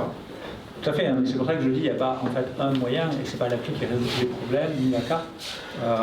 Pourtant, dans certains cas d'usage, elle peut être utilisée. Effectivement, le cas que tu évoques, c'est pas du tout adapté, bien d'accord. Hein, et c'est un panel. Il y a des établissements aujourd'hui qui proposent des cartes CPS, le téléphone dans d'autres situations, des clés FIDO, que sais-je, d'autres systèmes biométriques à inventer ou de rétiniens pour éviter d'avoir à toucher quelque chose. Tout ça reste à inventer et fait partie des choses qui nous tardent de voir apparaître sur le terrain. Oh bon, la prochaine fois, on parlera de la reconnaissance faciale. Nous, on est dedans, mais là, on va commencer à parler de RGPD, ça va être... C'est compliqué. Mais voilà, mais c'est important, c'est de l'innovation aussi. Allez-y, j'allais rebondir. Et d'IDAS et de réglementation et les systèmes biométriques c'est un grand sujet de données personnelles, de débat, mais aussi de sécurité. Hein. Il y a assez peu de systèmes extrêmement reconnus par l'ANSSI en particulier dans le domaine biométrique. C'est pour ça qu'on malheureusement, ne le pousse pas énormément. Je sais que nous, on y est, mais de là, on a pleine conscience des contraintes, exigences. C'est la solution. Hein. Mais à un moment ou à un autre, en fait, il va falloir que la CNIL et en fait les contraintes réglementaires concernant la protection des données soient en harmonie avec en fait le niveau de sécurité et justement dans ce genre de système et d'écosystème, en fait la praticité d'utilisation de l'identification. Merci les amis, vous avez vraiment contribué à un débat tout à fait intéressant, très riche et je dois avouer dépourvu de tout acronyme excessif et avec un langage accessible, parce que souvent c'est un peu compliqué le sujet en lui-même. Alors, il nous reste quelques minutes pour pouvoir répondre à vos questions. Valentin va passer le micro. Je vois une main se lève. Formidable. La première question sur la plus difficile à poser, donc à vous, madame. Bonjour, merci beaucoup. Je ne sais pas si le micro fonctionne. Oui, c'est bon. Merci beaucoup. C'était très intéressant dans le sens où vous étiez au cœur du métier, c'est opérationnel, et on voit bien vos problématiques et les freins que vous rencontrez. Est-ce que chacun, vous utilisez votre DPO, votre délégué à la protection des données? Pourquoi je dis ça? Parce que c'est celui qui résoudrait toutes les questions que vous dites, de gouvernance, qui va influencer le DG. Alors, les questions, il va vous aider tout. Le financier, c'est le point. Alors, organisationnel, gouvernance, oui. Opérationnel, oui. Financier, ben, je ne peux pas débloquer les fonds. Mais voilà. Il vous débloquerait toutes vos questions que vous avez dites, elles n'y seraient plus. À part le financier, j'ai bien dit. Dans le sens où il va donc être avec le DG. C'est lui qui va mettre des relais, et c'est pas au RH qu'il faut, c'est lui qui va s'en occuper. J'ai bien compris que ça pouvait être important les RH, mais il faut aussi savoir que dans d'autres entreprises, les RH sont musclores et veulent rien donner après.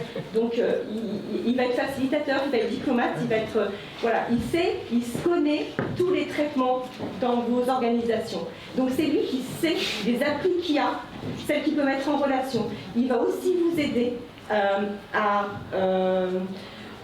quand il y a des prestataires, c'est lui qui va mettre dans les contrats des obligations accord cadre. Et donc là, vous n'allez pas augmenter votre tarif, vous lui imposez, sinon il va aller chercher un concurrent, ou alors il va avoir des pénalités. Donc vraiment pensez à lui. Des sujets vraiment approche par les risques, totalement d'accord. C'est ça, c'est EBIOS, le DPO travaille comme ça, et atteinte à la vie privée des personnes, il est sur ça. Ensuite, tout ce que vous avez dit, enfin, c'était vraiment, je me suis dit, mais c'est le métier du DPO. Donc, et vous, les solutions, vous les avez. Alors, pour après la CNIL, la reconnaissance, la SAV, etc., si elle ne sera pas contre. Du moment si c'est disproportionné, elle dira non. Du moment qu'il y a une solution alternative qui existe, et on les trouve. Et le DPO, son métier, c'est de le trouver. C'est ni un juriste, ni un SI, mais il connaît le droit, il connaît la SI. C'est quelqu'un qui est vraiment macro sur tout. Donc moi, j'ai oublié de me présenter, je suis Fabienne Marquet, je suis vice-présidente de X-Sursaut, un secteur de polytechnicien en sciences économiques. Et puis je suis directrice compliance RGPD cyber dans une entreprise de conseil et déléguée à la protection des données. Voilà, et je suis là pour vous aider si vous voulez aussi. Merci. Donc, est-ce que vous utilisez votre DPO? Merci d'avoir... Merci. Est-ce que vous voulez répondre? Non, je sais pas, je vais laisser, je sais pas, peut-être 3 ans. Moi j'ai envie de dire bienvenue à bord. Hein. Tous les DPO sont non, mais je crois qu'on discute, on travaille avec les DPO, enfin en tout cas les DPO des établissements, les DPO des éditeurs. Voilà, donc bienvenue, oui, bien sûr. On va vous appeler. Voilà, encore 2 questions. Non, j'allais préciser qu'aujourd'hui, dans les établissements de santé, vous me corrigez si je me trompe, souvent, on n'a pas un DPO systématiquement. Hein. Je crois que les équipes sont aussi en train de se construire au sein des établissements de santé. On va avoir souvent le RSSI ou le RSI qui va avoir cette casquette de DPO. Et qui devient aussi le DPO, justement là, j'ai oublié de parler de la réglementation. Vous avez vous avez dit un Soudani réglementaire, je reprends le terme de Marc. En réalité, c'est la même approche par les risques, c'est juste que c'est spécifié. Donc moi, DORA, NIS 2, IAC, je maîtrise du coup, c'est RGPD. Si vous êtes RGPD, vous allez être NIS 2, sauf que c'est plus technique derrière, mais vous allez avoir l'acculturation, vous allez avoir la gestion des risques, vous allez avoir les registres à faire, c'est la même chose. Donc c'est, par contre, quelqu'un qui n'est pas initié, c'est clair que ça part partout. Mais c'est juste qu'il faut modéliser, il faut parler, il faut évangéliser, et ça passe parce qu'on est dans le cœur des métiers de tous les jours, on parle aux gens comment tu travailles, et je vais te trouver la solution. Donc, et c'est obligatoire d'avoir un DPO quand on est établissement de santé. D'où le RSSI/DPO, où tout le monde n'est pas, et le DPO a pas la même équipe. Les équipe. métiers de demain, AIACT, etc., donc vraiment générique. Allez-y, posez votre question. Merci. Bonjour, Abel Marc. Alors moi du coup je fais de la recherche sur tous les sujets régulatoires, donc je voulais témoigner ma compassion au docteur Alacoque, parce qu'effectivement c'est un travail à temps plein et c'est pas du tout suffisant de suivre l'inflation régulatoire actuelle et toute sa confusion. Moi j'avais une petite question pour se projeter un peu plus dans le futur, parce qu'on a pas mal discuté de l'IAM pour les humains. Et si on suit un peu ce qui évolue à l'étranger, il y a une très belle évolution du rapport humain-machine, des collaborations hybrides humain-agent et donc la gestion des identités entre les humains et les identités des machines. Je voulais savoir si vous pouviez partager une opinion, un retour d'expérience sur le sujet, ou peut-être des projets à venir. Oui, je vais juste compléter parce que j'avais une idée similaire à ma voisine en parlant de l'IA. Bon, je pense qu'elle avait ça aussi en tête. Les agents aujourd'hui automates sont une nouvelle problématique de la gestion des identités par rapport à l'humain. Et puis également dire que, comme je sors de l'hôpital, ça n'a rien à voir, mais je suis aussi compatissante avec le personnel de santé, puisque moi j'ai vu très récemment un hôpital fonctionnel qui c'est pas petit, c'est les HL Lyon-Bron. Et quand je vois le balai d'infirmières, de personnel soignant qui on casse la tête avec des dossiers patients, alors que leur métier c'est l'humain, ben, je vous avoue que ça me rend émotionnel parce qu'effectivement j'étais en service d'urgence il n'y a pas longtemps pour un proche. Je vais répondre sur la question des identités machines, agents, etc. C'est effectivement quelque chose qui arrive.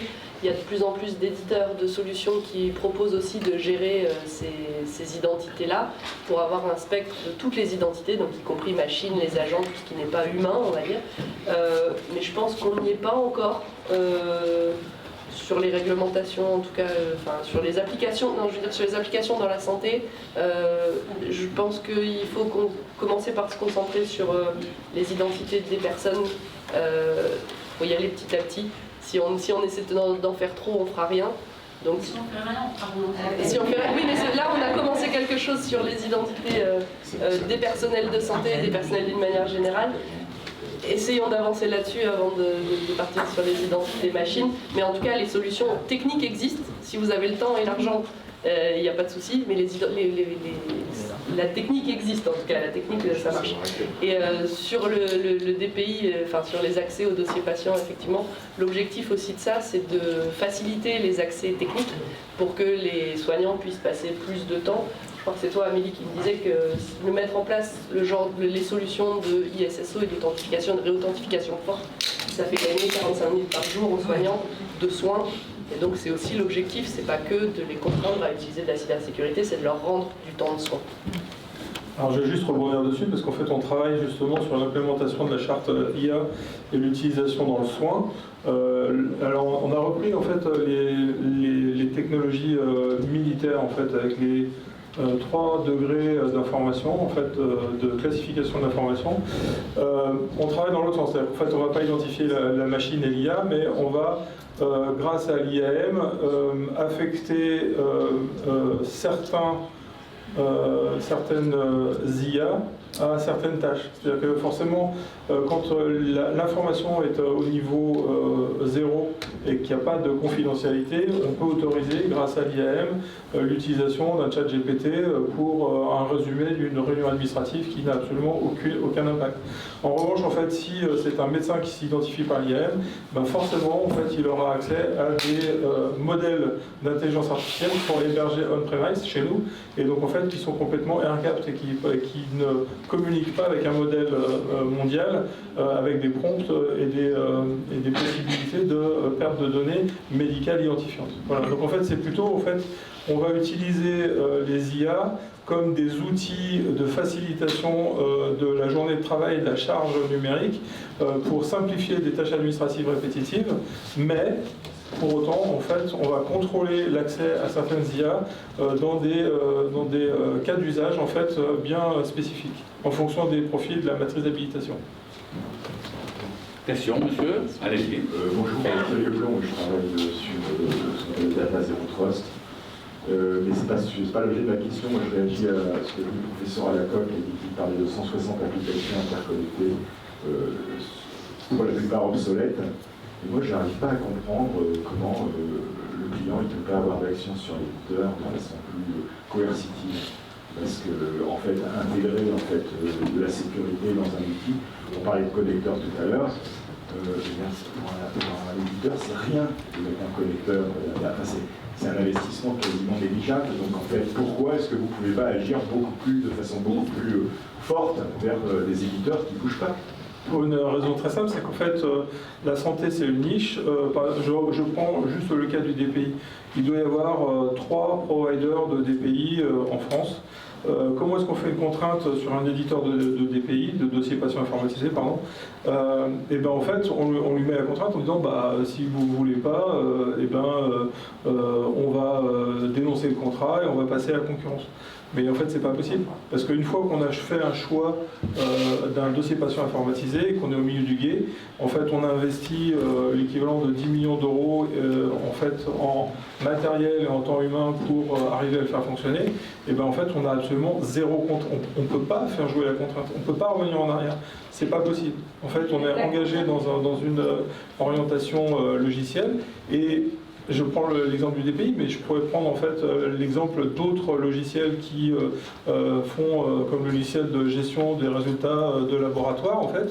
Et ben c'est exactement pareil. C'est-à-dire qu'en fait il y a 3 éditeurs et en fait quand il y a une entente entre les éditeurs pour faire régner un certain niveau en fait d'offres commerciales, en fait on a beau gueuler et dire non mais c'est pas possible, il faut que voilà, eux ils ont leur roadmap, il n'y a pas de contrainte ou de pénalité par un policier en fait du numérique qui viendra leur dire bon bah écoute là tu mets dans ta roadmap le fait de passer au SAML OpenID mais c'est pas l'année prochaine, c'est maintenant. Il y a un contrat quand même, on a parlé tout à l'heure de contrat cadre. On intègre dans le contrat cadre la pénalité et le tout à jouer, non? C'est pas comme ça que ça fonctionne. Alors, je suis pas très fort sur les côtés réglementaires, ça je vais laisser la parole qui s'est versée les pénalités. Aujourd'hui, alors vous avez raison, je pense que ça sera dur pour qu'ils changent tout de suite. Par contre, ils peuvent être pénalisés puisqu'aujourd'hui il y a NIS 2 et ce sont des sous-traitants, donc ils sont dans votre filière. Ils sont obligés de se mettre en conformité quoi qu'il arrive. Donc vous pouvez l'écrire dans les conventions de vos contrats, à leur donner des pénalités. Après, ça ne sera pas tout de suite, j'entends dans l'aspect pratique, c'est beau ce que je dis, mais en tout cas, on aura avancé. Voilà. Ils sont obligés d'être NIS 2. Pour donner un ordre de grandeur, intégrer un connecteur dans un logiciel, c'est quand même l'affaire de 3 mois à tout casser. On est vraiment pas. Non mais on est bien d'accord, c'est pas un problème de TP. Exagéré, hein, mais en un mois c'est fait. Hein. C'est juste qu'en fait, on n'arrive pas à faire entendre notre voix et à les faire bouger. Il faut les faire payer parce que c'est la seule solution qui fait bouger les choses. Je vais repartir avec des idées. Merci.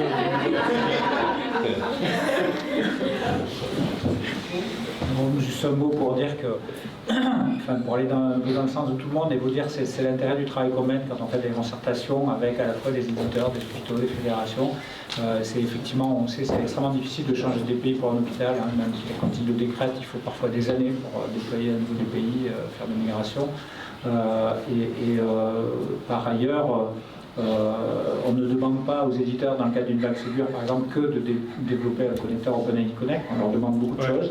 Peut-être qu'ils partent de très loin, mais en tout cas, c'est la réalité. Et on leur demande beaucoup de choses. Donc, des additions de petites évolutions, c'est effectivement beaucoup. Et ils ont des roadmaps, ils ont leurs intérêts propres, parfois dans d'autres pays que la France, hein, en Europe, pour gagner des marchés ailleurs. Donc, c'est des discussions à mener avec eux. Et juste quand même sur le fait de...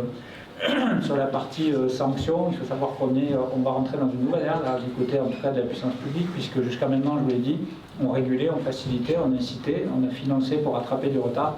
Et pour s'assurer maintenant qu'on ne va pas revenir en arrière, on va maintenant, sur certains référentiels opposables, notamment dans le domaine de l'identité numérique, arriver à pouvoir sanctionner, que ce soit des éditeurs, des personnes morales qui ne respectent pas les référentiels du numérique en santé. Ils n'auront plus l'excuse maintenant qu'on ne les ait pas aidés à le faire, puisqu'il y a eu des programmes comme le Ségur, puisqu'on parle des éditeurs. Et il va y avoir des sanctions, autant pour les éditeurs d'ailleurs que pour les établissements ou les professionnels qui ne respecteraient pas d'ici 2028 les prochaines exigences d'identité numérique.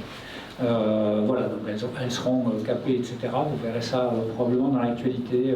Il y a un circuit de validation d'un texte qu'on appelle entre nous le décret sanction, qui ne devrait pas tarder à arriver, qui s'appuie sur les articles L1470 de mémoire-6 du Code de santé publique, où c'est désormais prévu. Donc après, encore une fois, ça va être tout et n'importe quoi, c'est référentiel par référentiel, priorité par priorité, de dire qu'est-ce qui sera passible de sanctions à partir de quand, mais c'est une possibilité qui va arriver et qui sera aussi applicable bien sûr aux éditeurs. Bien, merci. Je crois que nous sommes arrivés au terme de cet échange, encore une fois, tout à fait passionnant. Et moi, je retiens une chose, c'est que la prochaine fois qu'on passe sur le billard, habituellement, on pose la question avant l'anesthésie, vous n'allez pas me louper, hein? Et là, je vous recommande, dites-moi, parlez-moi de votre IAM, votre PCI, votre PRI, votre intégrateur expert, il est comment? Bon, et on verra presque... Et alors, surtout, dites-moi, l'infirmière, là, elle a touché son smartphone. Est-ce qu'on va pas avoir des problèmes nosocomiaux? Bon, bref, tout ça, ça vous montre bien que l'affaire est complexe et sans doute l'hôpital, enfin le secteur santé, est sans doute un de ceux qui est le plus difficile à appréhender par rapport à ces exigences en matière de cybersécurité, parce qu'on a des logiques qui ne sont pas forcément des logiques parallèles ou convergentes, mais parfois des logiques qui s'opposent. Et donc tout est dans l'équilibre. Merci à vous cinq pour votre intervention. Merci à vous qui avez... Merci à vous qui avez écouté et posé des questions tout à fait pertinentes. Merci à notre public qui nous regarde au travers du webinaire.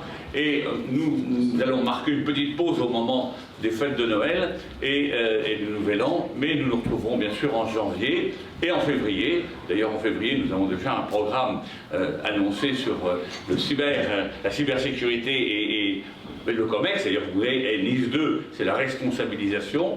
Janvier, on précisera le titre prochainement.